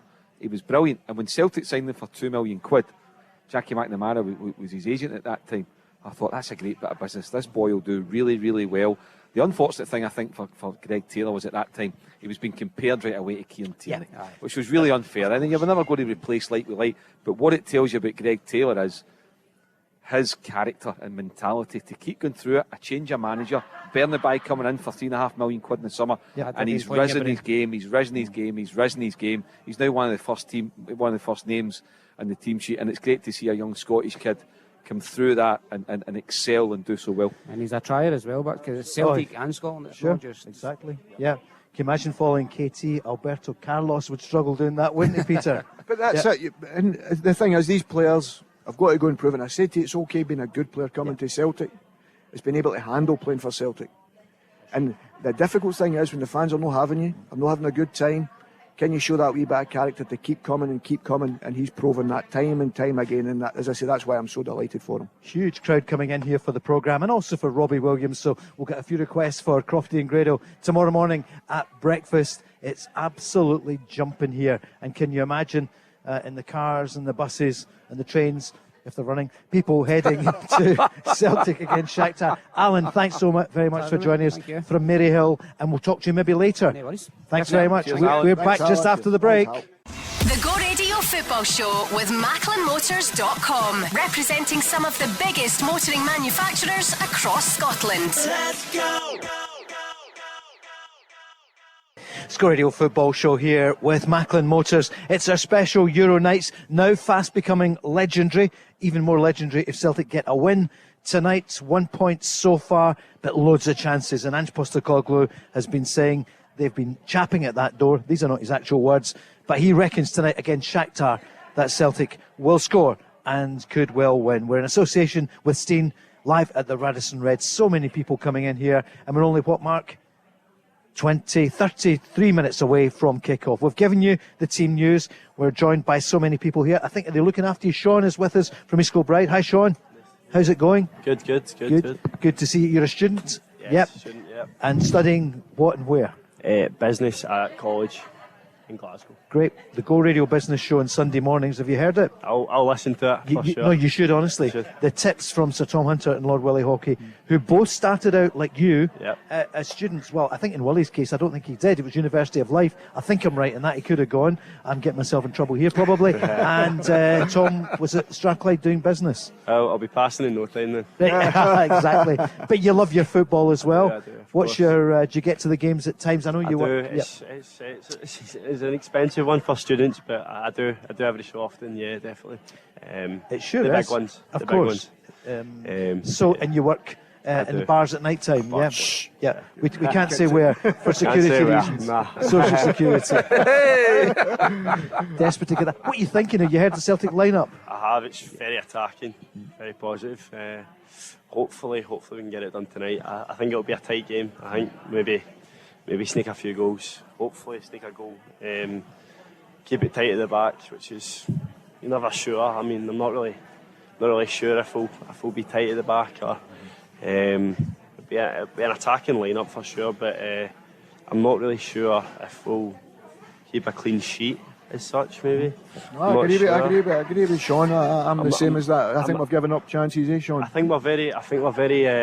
Carter Vickers, brilliant centre half. I think very solid, consistent. But I'm not set on Jens yet. Moritz Jens, I think a lot of the problems, a lot of the goals you concede are through him down that kind of side. I'm not saying Greg Taylor because he's been excellent this season, but I do think Jens is maybe got a bit of time to see what he's about. What about Juranovic? Can I ask all of you? First of all, Mark. Yeah. Juranovic at times has been caught out. Would that be fair recently? I mean, you talked about the pace. Up against? I think if you analyse Juranovic closely in European games, I think defensively he's let Celtic down a couple of times. Leipzig, his body shape, the ball over the top.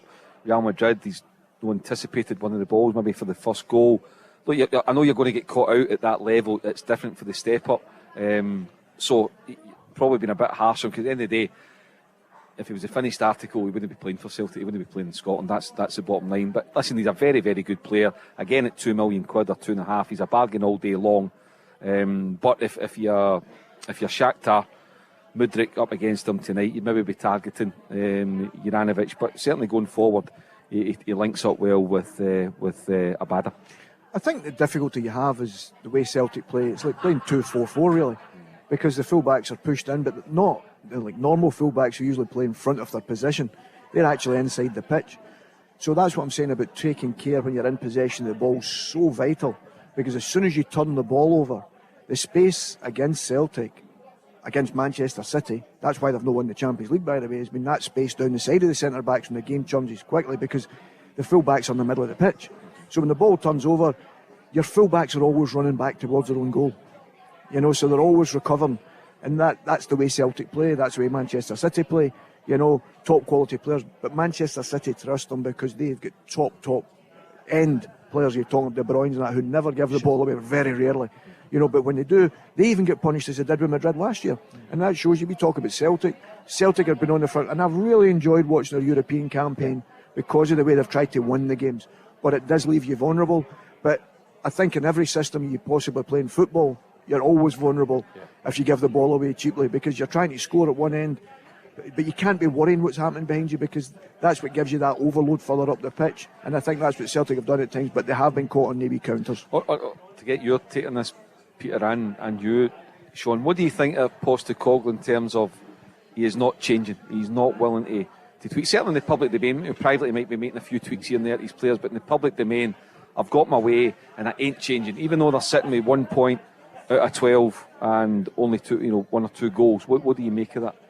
I think he's very proud of the way he plays. I think I don't think he will change. I think it's what he's brought up. That's how he's been as a manager. He's kind of learned to stick with what you want. He wants to entertain the fans. He wants to show everybody how to play. But I do think it comes with disadvantages in terms of you've got players maybe in the team that aren't getting enough support defensively, in terms of maybe down the kind of full-back positions, maybe with Abada and Jota not maybe tracking back as much as they could.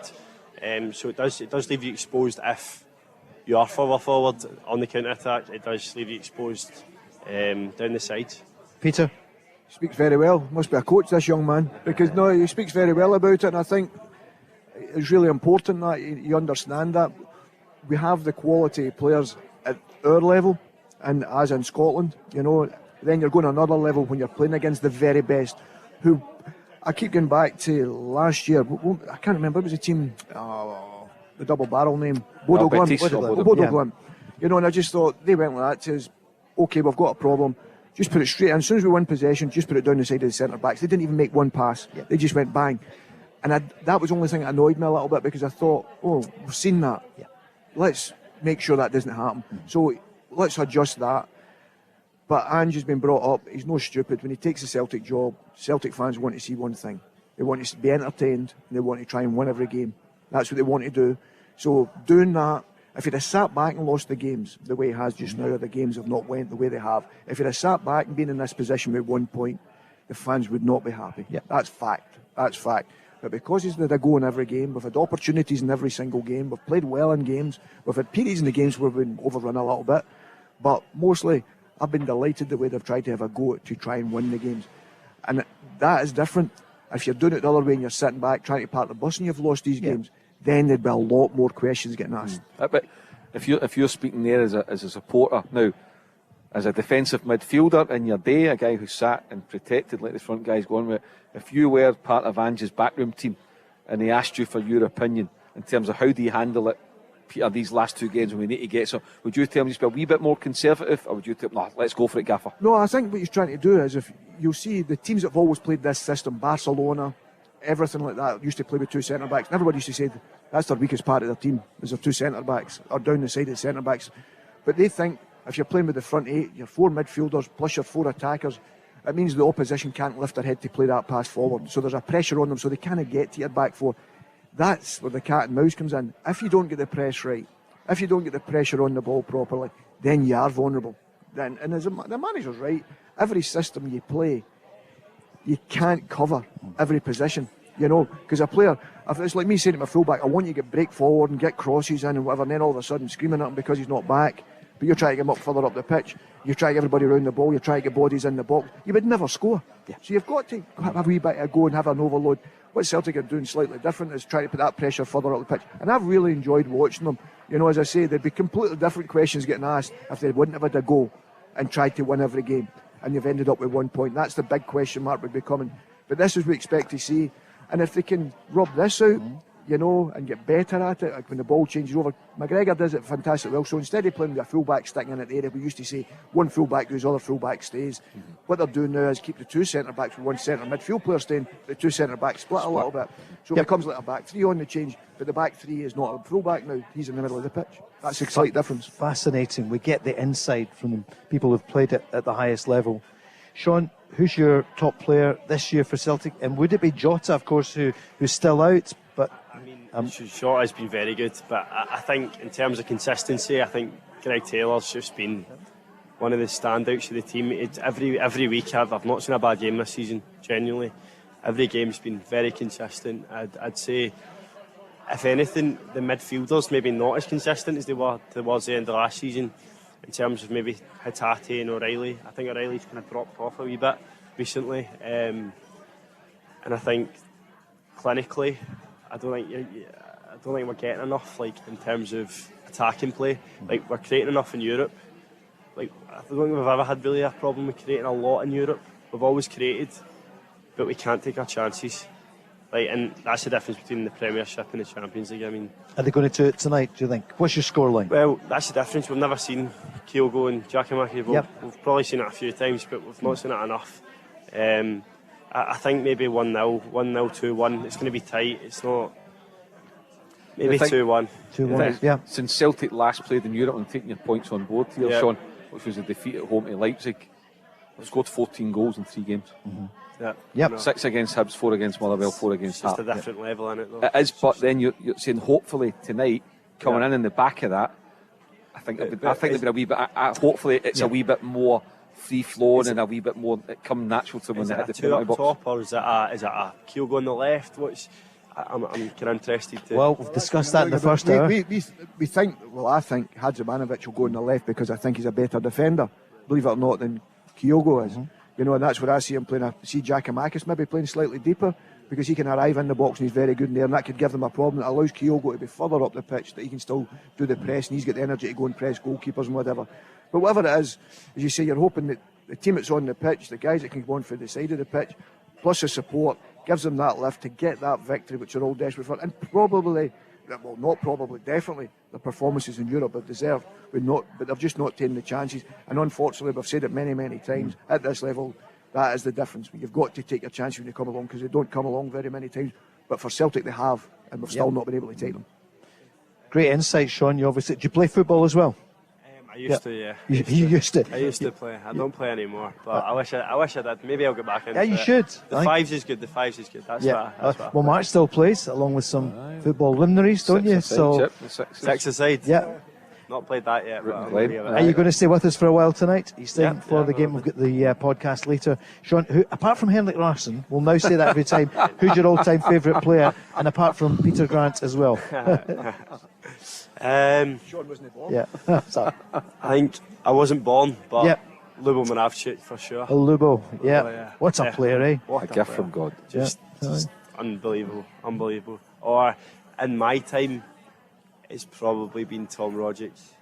Would you go for Rogic? Big Tommy, as the manager calls him. Yeah. You can usually tell the way he'd like to play. Yeah. Like more the football. Exactly. He wants to be a playmaker. So you can tell the team, the sort of team, he's a Celtic supporter, this man. He likes playmakers. Listen, you're only 19, you could be back. Look at Nakamura. Played till he was 44. He's just given up this week.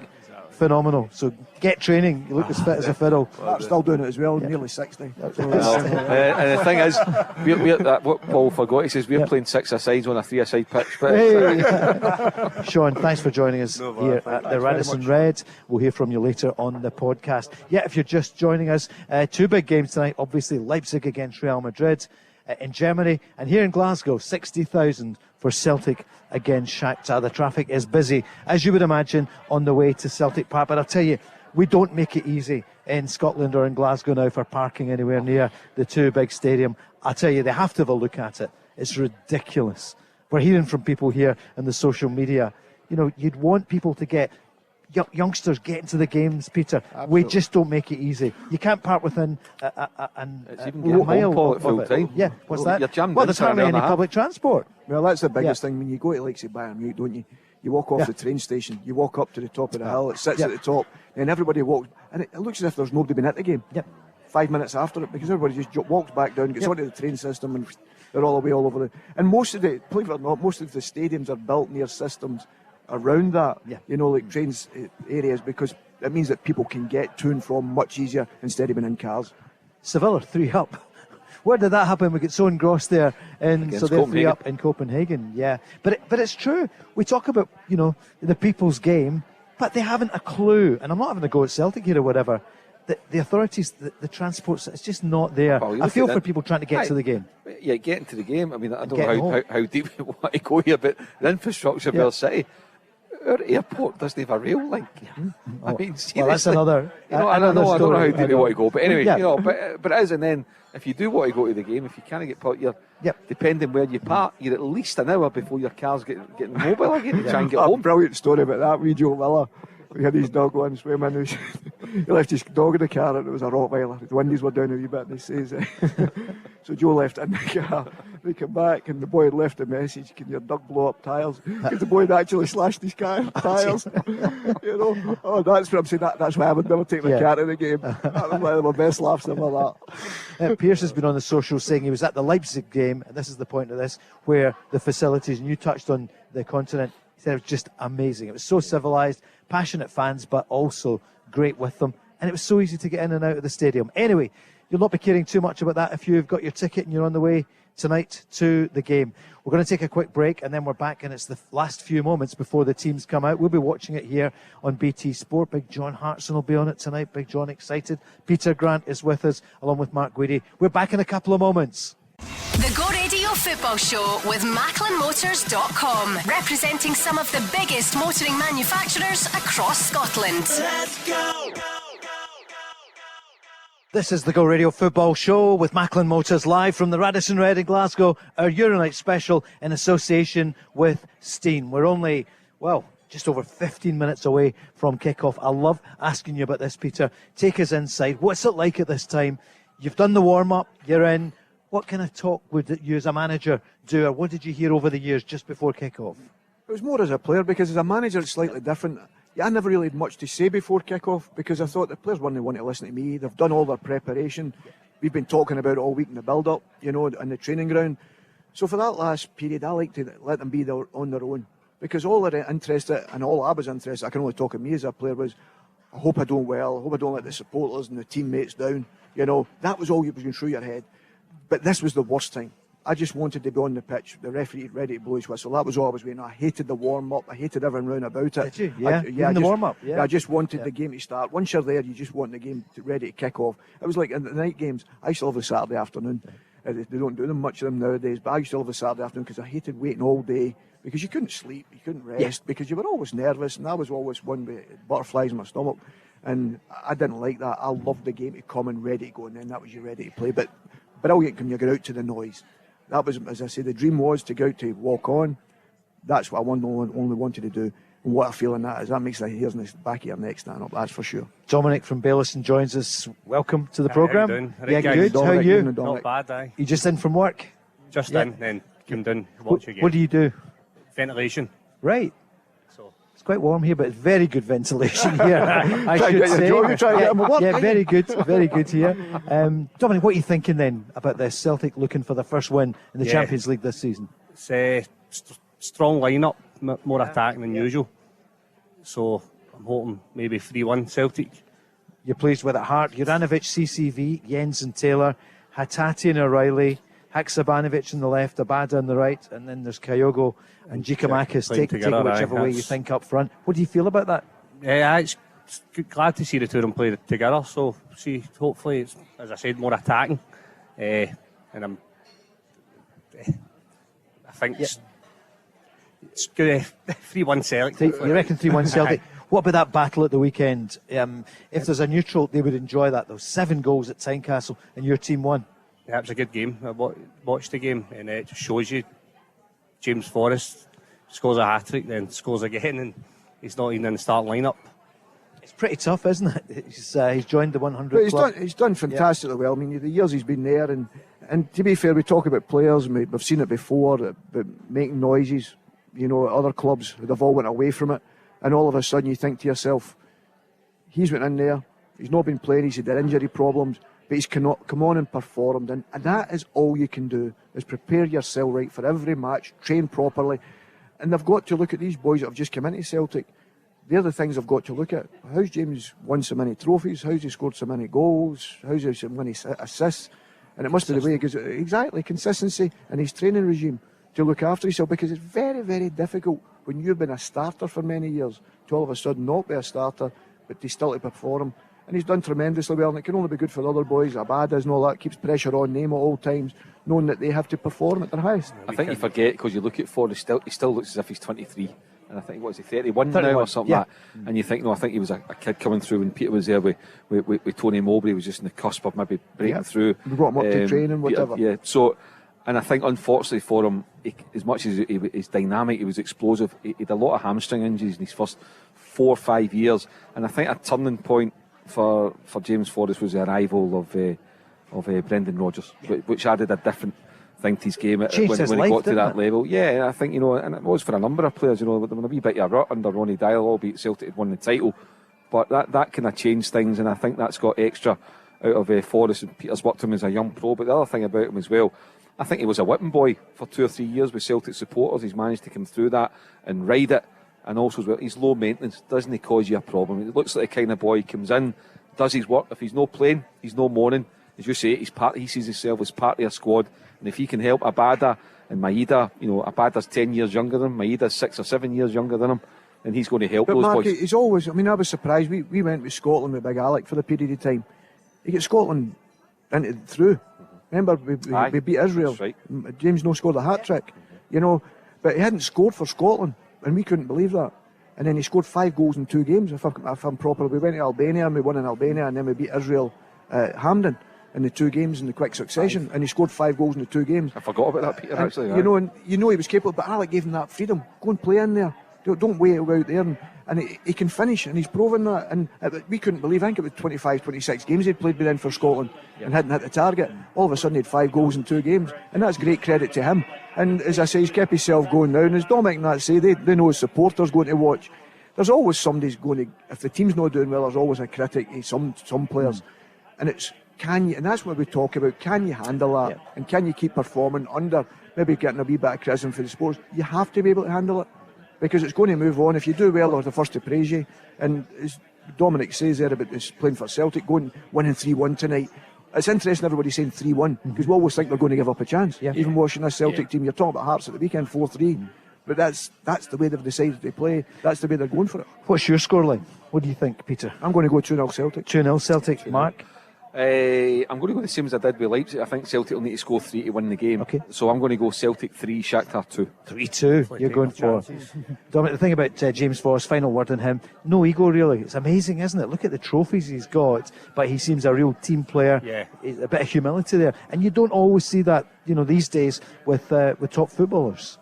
It's just shows you the professionalism, because he's been there for how long, and he's scoring and dropped. He still comes back into the team, does a job. So yeah, it's one of my favourite players, James Forrest, growing up. Sure. Well, oh, good. Yeah, because he got unjust criticism, and Barry Ferguson on our programme said 2 seasons ago, James Forrest, why are you criticising him? He's one of your best players. Yeah. Well, if you remember back, talk about Davy Provan. Yeah. People always talk about, if you're a wide player, you've got to be a great crosser. Yeah. That was probably, and I know James is nearly the 100 assists now, I think, as well. That's right. But that was one thing people would always say, his final ball.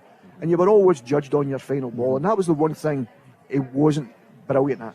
And we must admit that as a winger. It wasn't as if you're curling balls in there and time after time. And that was probably what people looked at more than anything else, his final thing. Things prior to it, taking people on, that was never in question. You could see that. But you've always got to remember who he replaced. In our period of time was Sean Maloney and Aidan McGeady. Yeah, 2 fantastic players, and he had to come and all of a sudden come in amongst that.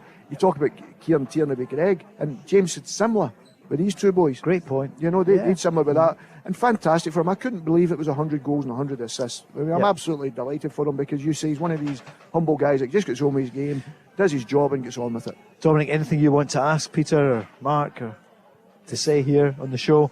Because we've got plenty we still want to ask you. We've only got about, in fact, there's 10 minutes to go. We'll be finishing in 5, so that you can settle down here and enjoy it. Hopefully we're looking after you. Looks as though one of those amazing pizzas has joined for you. Not any questions, just enjoy the game, guys. Yeah, tonight. He's not looking for the pizza, Paul. Look at that. He's got a big pint of bloody beer. Exactly. We've got water. She could be Moretti there. Can you imagine us with a drink? League-wise, is that still the number one thing for you, to retain the title? To retain the title, and for sitting bottom of the group in the Champions League, it feels as if they've played well, and quite a lot of Celtic fans are quite happy, obviously, with the performance. Just a pity we're sitting bottom when there's times we could have took more from the game if we took our chances. But it's been a good to be back, basically, in the Champions League. I don't know about you, Don. I think, because I don't expect Celtic to win in the Bernabeu next week. I think that's probably going to be too big an ask. But tonight, a realistic chance of winning the game. It would be a travesty, considering how Celtic have played and the chances they've created, if they didn't win a game out of these 6. Sure. If they get a point tonight or whatever, and they finish, it would be because you analyse how they've played. And I know it is all about putting the ball in the back of the net. That is the bottom line. Shaktar game. You said but it would be. It would be a travesty if they finish bottom of this group, considering how they've played. Dominic, what would you want to say about the manager, Ange Postecoglou, and what he's done for you as a Celtic fan? What he's done for the Celtic support? He's made Celtic fans happy. Hopefully he's here for the duration. Came in as an unknown, and I think he's to everybody's surprise how good he's actually been. Hopefully hopefully he handles things so well, doesn't he? I know, just going off tangent a wee bit, Paul, but looking at Eddie Howe down at Newcastle, because I think a lot of Celtic supporters took a wee bit of delight in Eddie's start at Newcastle, and it wasn't so great. We've dodged a bullet, maybe not getting Eddie Howe, and he didn't have the appetite to come here. He's a top manager, so let's give a bit of praise to Eddie Howe. Okay, it's worked out great, Ange Postecoglou, there's no doubt about that. But Eddie Howe, I don't think some Celtic supporters would use it as a stick to beat Eddie Howe with. He is a top manager as well. Celtic would have been very fortunate to get Eddie Howe too, that's for sure. What a performance at the weekend, turning that round against Eddie was Tottenham. the captain when I was at Bournemouth. Eddie was there, a fantastic boy. And I spoke to Eddie about the Celtic thing and all that, and told him about what Celtic's all about. And it was different reasons. People said things about Eddie, about his staff. Eddie's not stupid. You know what I mean? As if his staff didn't want to come. He knows all about Celtic, and this was massive for him. Eddie decided to make another decision, but he's a fantastic coach, a fantastic football man. He'd have been fantastic here as well, because he'd have bought into everything that Celtic supporters expect. He'd have bought into that because he's very clued up with his football. He loved his football even as a player. He loved his football, but Ange has come in. But people, as I say, probably typical Scottish. Nobody looked into his background. International manager, everything, been successful everywhere he's been. Fantastic CV in the respect of that. What he wanted to do was come and prove that in Europe. And he's proven that with one of the biggest clubs in the world. He's had more coverage than he could ever dream of. And that's coming from Celtic Football Club. You're not talking about one of your Premier League clubs in England. You're talking about Celtic Football Club. The manager will have more coverage than he's ever had, even if he'd have been at Liverpool. Because this tells you enough about this football club. You always say that this is managing Celtic or Rangers, the only bigger spotlight is Man United. Man United was the only one that's got the same types of pressure. So, final word from you, Dominic. The manager has said, break the glass ceiling, get the points tonight. You're pretty confident. Hopefully, confident. You'll join us later in the podcast. Get the boys Great. And get a win. We'll enjoy that there. Thank you. Cheers. Enjoy, Dominic. There. Thank you, Dominic, for joining us. That's a half pint. So we're getting the BT Sport on here. I see Big John Hartson there's ready for it as well. We've got Peter Grant with us and Mark Guidi. Look at the table. It's 1 point just now. What will it be? Mark, final word for you at the moment. Later tonight, we'll go to the really podcast. Listen, I like that we say it before the game. I like the starting 11. I think it's a bold move by the manager. Going with Giakoumakis and Kyogo together for the first time. Looks really good, and I think it's a team that can win the game for Celtic. Celtic to win 3-2. Peter, elsewhere, Chelsea, 2-1 win for them against Salzburg, and Seville, 2 late goals. So Seville, Sevilla, 3-0 against Copenhagen.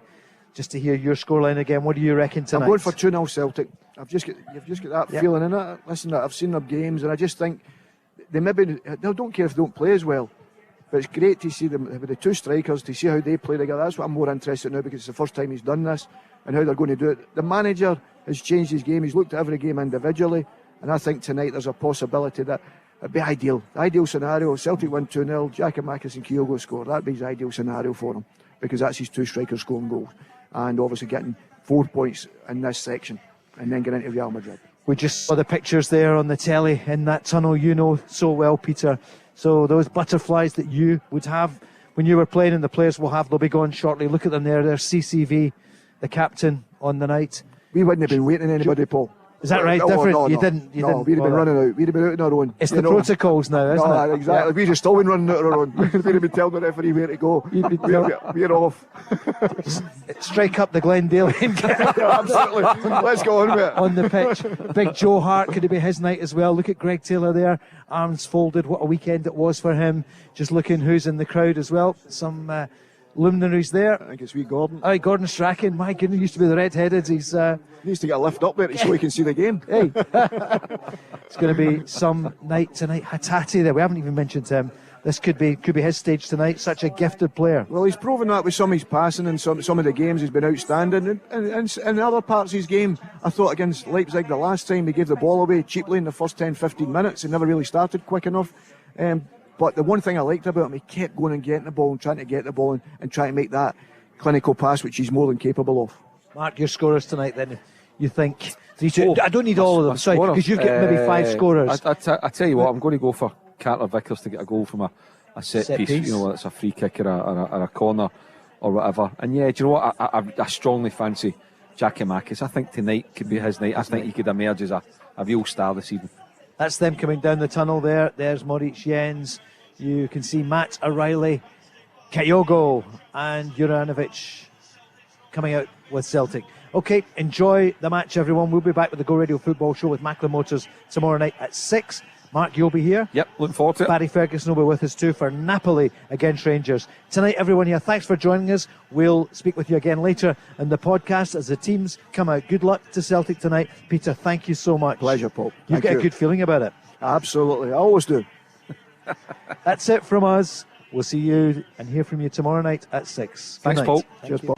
The Go Radio Football Show with MacklinMotors.com, representing some of the biggest motoring manufacturers across Scotland. Let's go!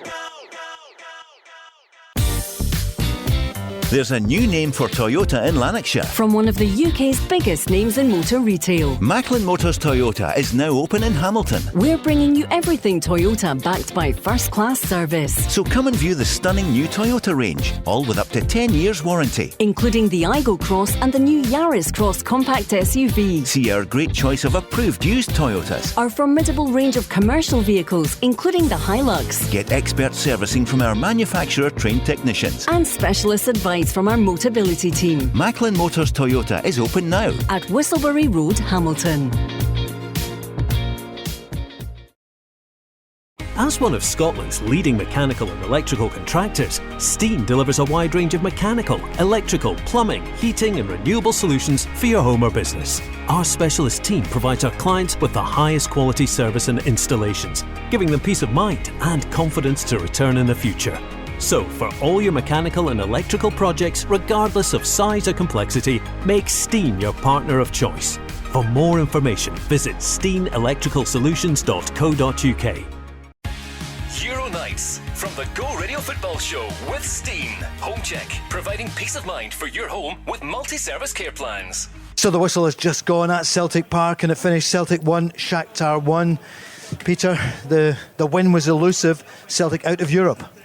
Yeah, very disappointing for them because I think they put so much into all the games so far. Tonight wasn't their greatest performance. They didn't create as many chances. I said that before, because Shakhtar are no mugs. But I think the thing they'll be more disappointed in, I think all their set plays this evening were very poor. And you've got Giakoumakis, and right from the first, Hadzimanovic had a few, and they never missed the first man. And when you've got somebody like Giakoumakis in there, you have to have good delivery because they can be the difference. But then it costs them, because that's where they get the goal from. A bad set play in a good area, a dangerous area, a poor delivery, cleared, done in a counter-attack, you know.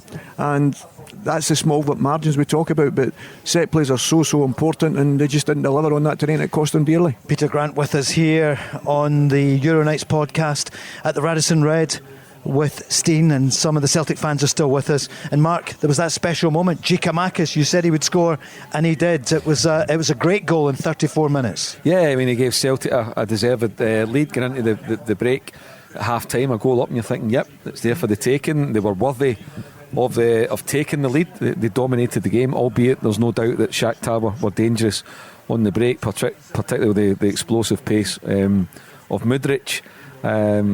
Shaktar equalise, and then Celtic the last 20 minutes. They've hemmed them in.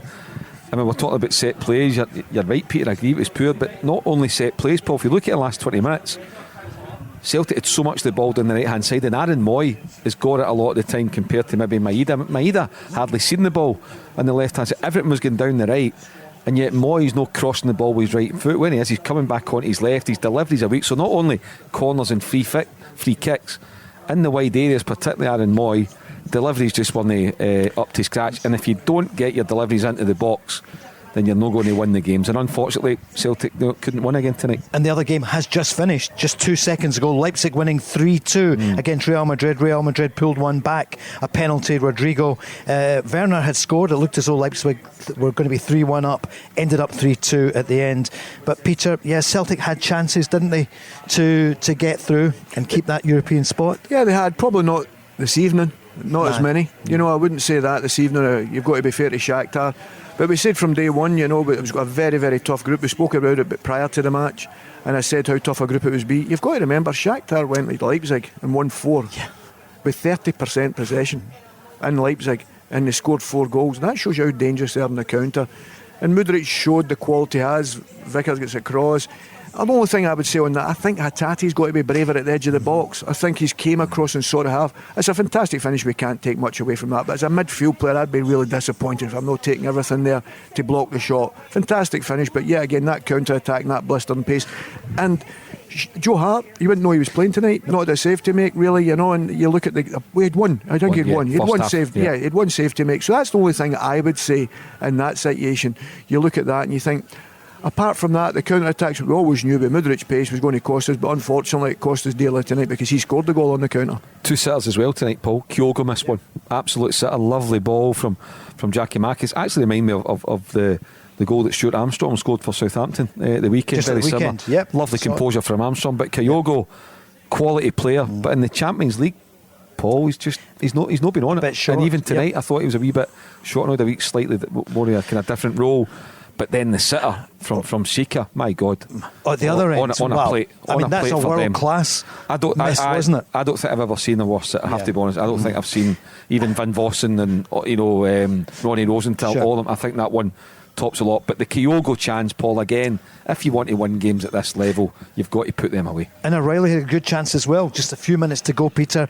Was there a lack of conviction? Yeah, he's tried to side for it. It's not like Matt, because Matt usually hits across it, and sort of the sidewinder they call it, and he's trying to open his body and let it come. And Matt's a very good striker of the ball, which, to be fair, he'd worked so hard against the ball in there on his own really for a period of time, and he was seeing a lot of the ball and he was tired at that particular time, and people think that's a small thing, but that's when the concentration goes, and I think that's what let him probably down at the last moment. But Mark's right, Kyogo's chance was massive, a massive chance, and at this level we've said it for day one really, that's the chances you have to take, because you don't get many, and you'll not get much better than that at this level, at that period in the game, and that is the difference to get you into the next round or through the Euro and keep in Europe. Sorry. It's just 5-10, so the dust is settling. Real Madrid are beaten tonight by Leipzig 3-2, Celtic drawing 1-1 with Shakhtar. Stephen joins us, who joined us earlier. What's your reaction? How would you sum up the game? Well, gutted, totally gutted, man. It's there for the taking, but I don't know, man. We've got to, as a panel say, we've got to take your chances in the day of the night. And for me, the middle again, just not there in the middle. See, O'Reilly, he's not that holding midfielder, honestly. I don't know. I think Stephen's right. because Matt can give you something more further up the forward, pitch. yeah, That's right. He can create that a little bit more, and because he's playing a little bit deeper, he's making that pass into the area, but he's usually receiving it. And I understand what Stephen's saying there, because you do miss Callum McGregor. There's absolutely no doubt of that. Any team would miss him at this moment in time. So it does take a wee bit away from Matt's game. But to be fair, I've been impressed with his performances there because of the way he's adjusted, because it's not his position. As I said, he's better further up the pitch, being able to create. And a couple of times he moved forward, you can see the wee passes he's going for. And we've probably missed that as well. But you can't, the manager's right, he has to play him in certain areas of the pitch and bring other people in. But tonight it wasn't to be. Other performances have been better. It wasn't down with lack of effort, lack of commitment. The players tried everything to try and win the game, and it just wasn't there. Kyogo, as I say, massive chance, and they'll be disappointed, as I say. The set plays were crucial tonight, and it cost them dearly because the poor delivery of the one that Shaktar were all the part and scored from. You saw Kyogo when he went off shortly after the miss mark, and his head went right down. He's such a great character, but it was unlike him. Yeah, he knew he should have scored. It was a golden opportunity. It would have put Celtic 2-1 ahead with 20-25 minutes to go, put them in a really strong position. Paul, it wasn't to be. What's the plus points? The plus points are they didn't lose tonight. They've picked up another point. It's a point on the board. They're out of Europe. They will finish fourth in the section. It's money in the bank, of course. It's lucrative as well. Every point is lucrative. And they go to the Bernabeu now. Well, you could say they've got nothing to play for, but they've got thousands and thousands of fans that have paid money to travel over there, so they want to put on a performance. But they're up against the Real Madrid team that have to win to guarantee finishing top of the section. It's open who's going to finish, whether Leipzig or Shaktar. But for Celtic, that's game number 5, 2 points on the board. They've played really well. They've enjoyed it. But at this level, it shows you when it comes to it, Paul, they've not taken their chances at one end, and I think at times they've been naive defending at the other end, and it's cost them dearly. Stephen, a Celtic fan with us here at the Euros nights. Learning curve, isn't it? So what's that? A learning curve. Curve. Is this forgotten quite soon when it gets back to the league? In a few weeks' time. Move on, that's it. We're not in Europe anymore. That's it. So bread and butter. Just Livingston. Next game for your strongest team. I heard somebody saying that. Quite a few people have stayed with us here at Radisson Red, and they said, right, Livingston, and let's get on with that. Bread and butter. It is a pity though, isn't it? The club, the first British club to win the European Cup that out before Christmas, and had some really good performances, Peter. It is ifs and buts and maybes, isn't it? Was the Shaktar performance away from home Celtic's best? I thought they were excellent, but I think, Paul, over the piece, that tonight was probably a different type of performance, because you see the situation, we're crying out for the two strikers to play in this particular match because we needed a goal, but it gives up something, and I think you could see that at the start of the game, because the midfield was empty and Shaktar kept the ball very well. It was very difficult to close the six because two strikers don't do as well as an extra midfield player. Could you see that, Stephen, early on, because Peter had pointed it out? 100%. You could, couldn't you? Sorry. And that is the difficulty at this level when you're playing top quality players. And it wasn't down to the lack of effort, because you could see that what the manager had worked on to try and get the two strikers into the side. And every one of the players gave everything tonight. I think the manager will go away for it tonight. The supporters will be disappointed tonight, yes, for sure. But they'll all be turning up to Livingston at the weekend, want to win the game, go and win the Championship, go and win the Scottish Cup, go and win the League Cup. That's the way it is at Celtic. That's what you've got to do. It's about the next game now. The disappointment's there, but we're in the Champions League. You're just hoping you get another opportunity to get back there again. That's what you're desperate for now, because once you get a taste of it, that's what you want. That wets the lips, and then you're ready to go again, and that's what the players have got to push for. Big Celtic fan who was on earlier, Greg, on his way out the ground, has just been on the socials saying murdered by Mudryk. So Mark's not a bad headline, isn't it? He's a special player though, Paul. I don't know what is. I think every top team in Europe's, what are they talking about, 45 million or something from whatever it is. So probably more tonight. Any more bids, 50. His pace and he laid what should have been the winning goal on a plate. Could you describe that for those who didn't see it? I mean, it's Celtic slopping possession again. They've lost the ball. Mudryk is going across. He's beaten Carter Vickers to it. They've got a 2-on-1 defenders from across. He's put it on the plate. You could, if you wanted to be, I think he's maybe put it 3 inches behind Seacan, but still, Seacan's caught in two minds as he put it in. First time, his left foot. He's 10 yards from goal. Nobody near him. Heart's taken out. Or does he take a touch and then slot it? And he's caught in between the two. It was a heavy first touch. And even then, I thought he could have actually slid in and tried to keep it in play, but his head's gone down. He almost stopped, didn't he? Aye, he was shot. I mean, for me, it's the worst sitter I've ever. Worst ever? Yeah, for me, that's the worst. Worse than the Van Vossen? Yes, for Seabo's? me. Yeah.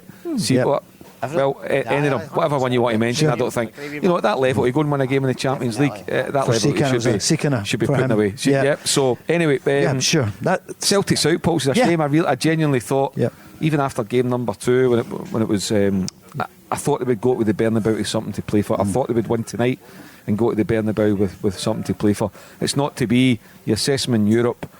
Is it better than last season? Yeah, it is. Actually, defensively, it's better than last season, and they're playing at a higher level this time. But you look at them last season under Ange Postecoglou, albeit they've got better players now and they've played together longer. But you can see an improvement. It's whether they can go again. And what Ange Postecoglou, I'm sure he'll be saying now, Peter, when he's in seeing Michael Nicholson, the board, is we're good, but we need to step up a wee bit. We need to go again. And January was a brilliant window for Celtic. The January window won Celtic the league for me. Yeah, he's got to. Do you think we'll strengthen again? Well, listen, put it this way: if you're Ange Postecoglou or a Celtic player or a Celtic supporter, whether you're sitting here or you've paid your 150 quid for your 3 games or whatever it is, 130 quid, you want to go and see better. You don't want to go and no wins after 5 again this time next year. So yes, absolutely, you've got to go and prove as best you can. Yeah, and to answer your question, do they have the money, Peter? It's a strong balance sheet at Celtic, isn't it? Yes, it is, but it's very, very difficult to buy the players of the quality it's going to improve you. Let me tell you, at that level, to get them in Champions League level, that quality players, very, very difficult, because everybody knows who they are throughout Europe. So to go and get the players to come, you're still talking about paying 20 million and that, and Celtic are not going to play the 20, 30 million, even for the so-called also-rans. That's you bringing players up for England, at 20 million if you're lucky. Somebody's not getting a game down there. And that is a fine line, and that's the problem you have in Scotland. It's not because of the size of the club in any shape or form. It's just because of the finances are so different down the road. I've said it so many times. People are maybe aware of it because you look at it, but I look at it and I think to myself, you're a million miles away being able to afford the top quality guy who's going to push you on. Stephen, thanks very much for joining us this evening. And good luck to your son. Thank you. Stephen Henry, of course. Stephen, all the best, great to see you. Still with us here. So it's 1-1 at the end. So Celtic have played 5 games. They've won none. They've drawn 2. They've lost 3.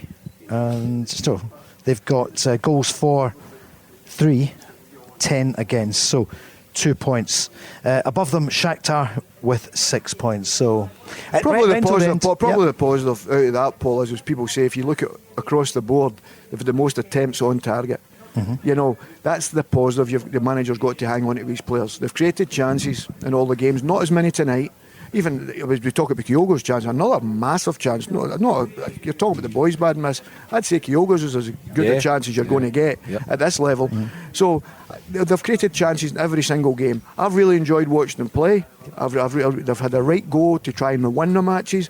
They're all the positives. They're all the positives you've got to take. And I think we've got to look at that. I was always concerned because of the group stages you're in. People don't think Shaktar, they've not played or whatever. Shaktar have played away since 2014. So every away game doesn't mean anything to them. They can go anywhere and win. They're capable. They've done it in Leipzig 4-1 the first game of this. They went to Madrid, or was it Madrid in Poland, and they lost a goal in the 95th minute for an equaliser. So they're no mugs. And Celtic haven't let themselves down in any of the games. Oh, I agree. They've not let themselves down. Absolutely not. And they've been on the front foot in every game, including Real Madrid for the first hour. They were on the front foot. There's just spells if you really dissect 65 to 90 minutes they've conceded goals because they've got tired because they've put so much into it, which I suppose is understandable. But no, they've been on the front foot in every game, and you have to applaud them. They should have more than 2 points. They deserve to have more than 2 points. But the reality is they've missed too many sitters. Game after game after game, they've missed chances that you've got to put away at this level. Alan, who joined us earlier on, thanks for staying on with us. Thank you. What's your feelings tonight? Truly, I think we should get a result today. Tonight, sorry. The chances were there. How did you feel when Giakoumakis? Tell us about that moment, the goal. Oh, I thought we were going to take them. I thought that this is a build-up to go and take it further, but I think the second half maybe it was they came out. They came out a bit. They came out. You saw their pace. And I don't know if maybe they've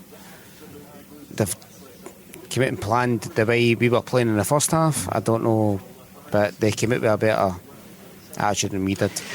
What's your favourite, looking back, still one game to go, but Celtic are out the tournament, but they're going to Madrid next week. What's been your favourite half hour? I'm suspecting it might be right at the beginning, the game at Celtic Park against Real Madrid.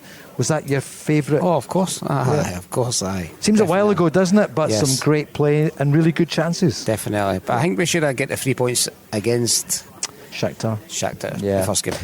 I know, ifs, buts and maybes. Peter, tonight for Celtic, there were so many positives, there weren't there? I mean, it sounds like a platitude. Give us a few of the positives. Obviously, the Giakoumakis goal. Who impressed you in the team? No, I think tonight I didn't think there was any standout. I thought Greg Taylor played really well again. Mm-hmm. You know, I thought he was excellent defensively and going forward. I thought Jens had a very good first half. You know, but you look at it. And it was a sort of different type of game tonight. You know, I think Shakhtar. In what way? Because Shakhtar knew what they needed. Celtic know what they need. Celtic have had to go at it a little bit and gave up something that's very, very difficult to do at this level, is the middle of the pitch early in especially first half, and they go in front. But when you've got good players playing against you, they're going to make you run. And I think you could see that late in the game. They made Celtic run. Celtic were tired, but Celtic come back again. Mm-hmm. But you know the pace that they have. At every time they turned the ball over, there was a danger. Because we talk about the goal he scored, Mudryk, we talk about the chance he created. You know, so that's what they're looking for. That's them looking for that knockout blow because they know you can hurt you. You know, but in that period, Celtic got that chance. That's the massive chance. And as we've said in every single game we've spoke about, you know, there's been massive chances that we've not taken, and that's why we're out of the competition. Not because of the way we played. Mm-hmm. You know, not because of the way they played or the players have let them down, just with the chances we've not taken. And the only disappointing thing for me, as I say, I go back to it again, is the set play delivery in the first half and the second half, which ended up costing us for going in a counter-attack for 30 yards for the opposition's goal, and you end up conceding. And that tells you, probably sums them up so far, you know, that the counter-attack, because Leipzig never had a lot of chances against Celtic, scored 2 goals counters, because we couldn't get organised quick enough, I didn't think, just after the substitution. And they are the fine lines at this level, because if you don't do your job right, or you don't take your set plays right, there's a possibility you're better over-hitting them than under-hitting them, sure. Because they've got so much pace going away the opposite way. Peter, is that how Shakhtar won the game against Leipzig? Absolutely, Very first game. It was, because if you think about it, on that period, they had 30% possession to Leipzig's 70. Right. But every time they done Leipzig was on the counter-attack with Mudric's pace. You know, and it just shows the way they can play. That's why these guys are worth the 50 million, which the Celtics and that can't afford. And look at that moment, and we're not pinpointing the player because he's given Celtic fans such joy over the past year and a half, but the chance that Kyogo had, Mark, for those who haven't seen it, looked as though he was just going to lift it over the keeper and score. Yeah, I think it was a perfectly weighted pass from Giakoumakis, and I suspect that the Kyogo's thought the goalie's right on him, actually just coming out to smother the ball, and he's maybe just, whereas if he just looked up, he realised he would have had that split second just to choose his spot. And whether he'd have scored or not, but he could have chosen his spot, whereas he's hit it weakly and it's just gone straight at the goal. I mean it's almost like a pass back, actually. There was no power in it. But you've watched the game often enough, haven't you? You've played the game often enough, you've been at millions of games.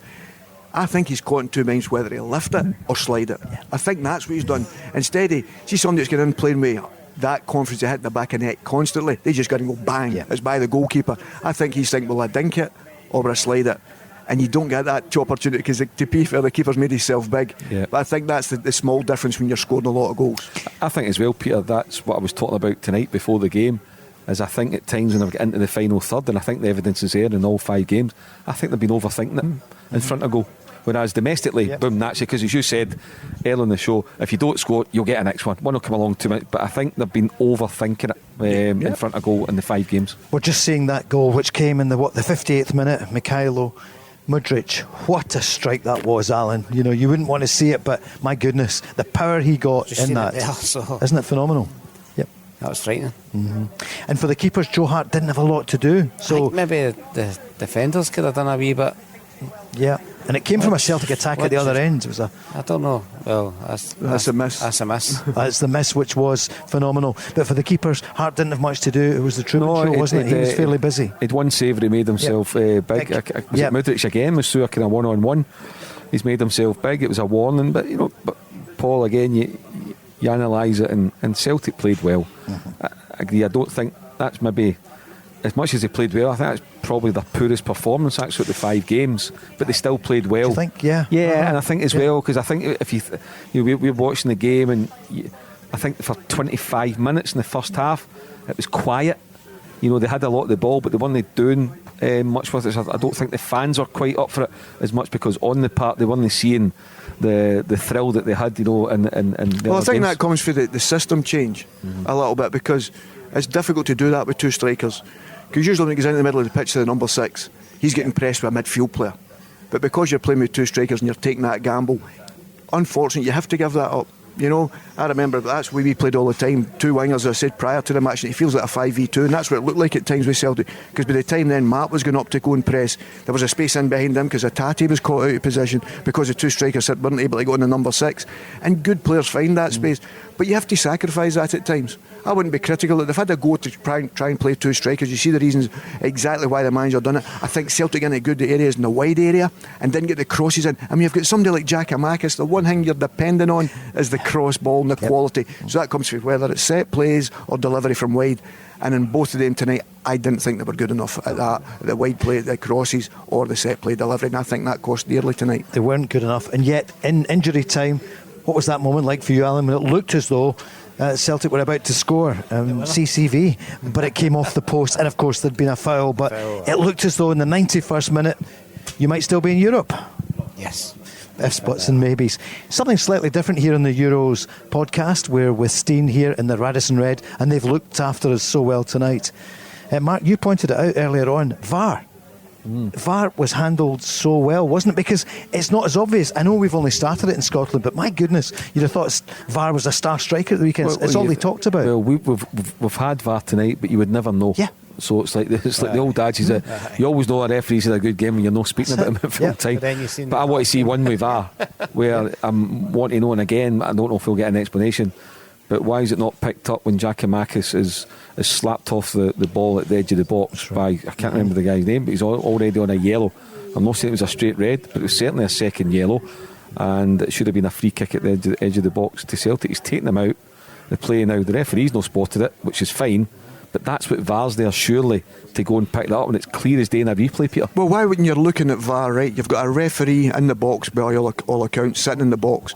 So he's a referee, he's a fully qualified referee. So why does he say to the other referee, go and have a look? Just you make the decision. It's a penalty, it's a corner, it's a free kick, it's a red card, a yellow card, and play on. That just kills everything. The referee's made the wrong decision on the pitch, so be it doesn't matter. It keeps the game flowing, keeps the fans involved, lets the players celebrate, when they score a goal, all these things. And that's why I say VAR for me, total waste of time unless it's just goal line technology. Everything else, forget it. We're playing on for the halfway line when somebody's 10 yards offside. Yeah. We're waiting till somebody gets a really bad injury and then we're going to say, oh sorry, we should change that. Listen, everybody's saying it there now. So all these things are coming into it. We're complicating it for the referees with the VAR and everything. So if you're going to use VAR, the guy that's sitting in the box, he can make the decision clearly because he can see it.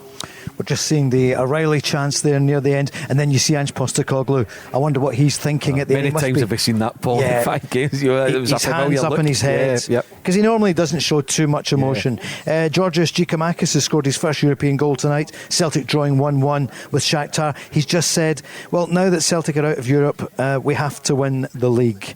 There was no question about that anyway, Alan, for you. Are you confident you're going to win the league? Oh, 100%. 100%? Oh, yes. I think we're going to get stronger.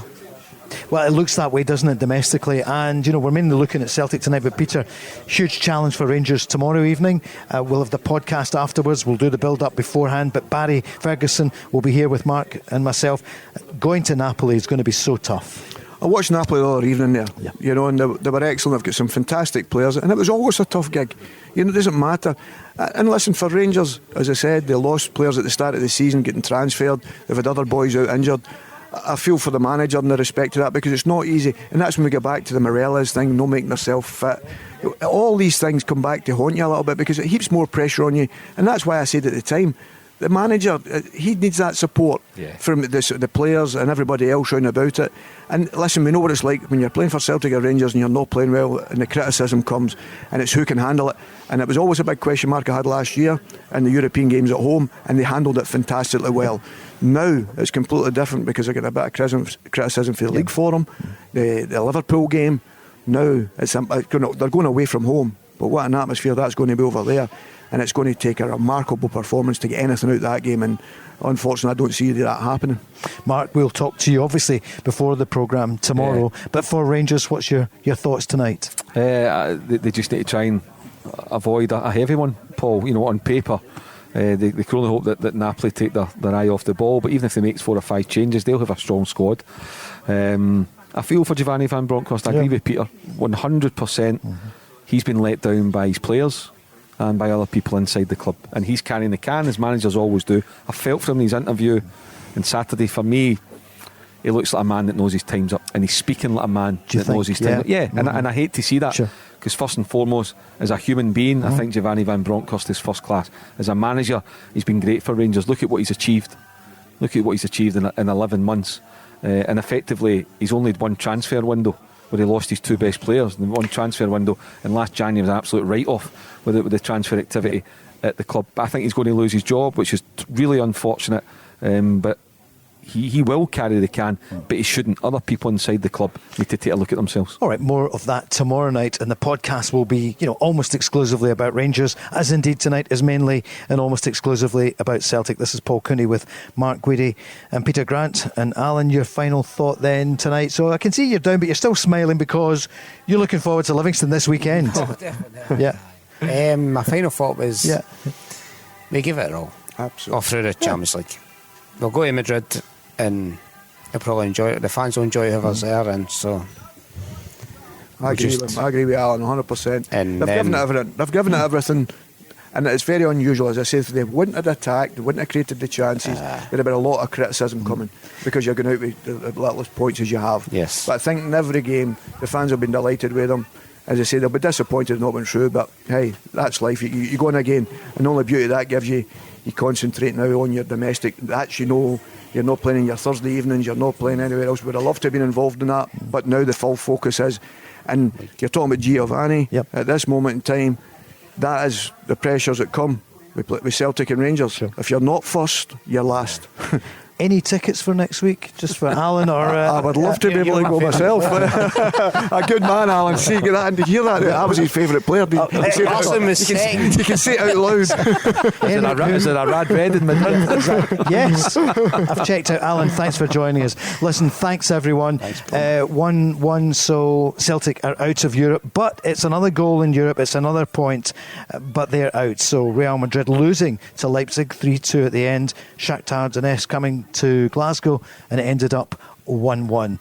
So that's it from us here. Thanks to everyone at the Radisson Red and for staying on till late. We're here with Steen. We'll be back tomorrow night, available with the podcast, and the Go Radio Football Show with Macklin Motors will be on from 6. Thanks very much. See you soon. Euro Nights from the Go Radio Football Show with Steen. Pay less energy bills with the zero carbon options for your home or business. As one of Scotland's leading mechanical and electrical contractors, Steen delivers a wide range of mechanical, electrical, plumbing, heating and renewable solutions for your home or business. Our specialist team provides our clients with the highest quality service and installations, giving them peace of mind and confidence to return in the future. So, for all your mechanical and electrical projects, regardless of size or complexity, make Steen your partner of choice. For more information, visit steenelectricalsolutions.co.uk.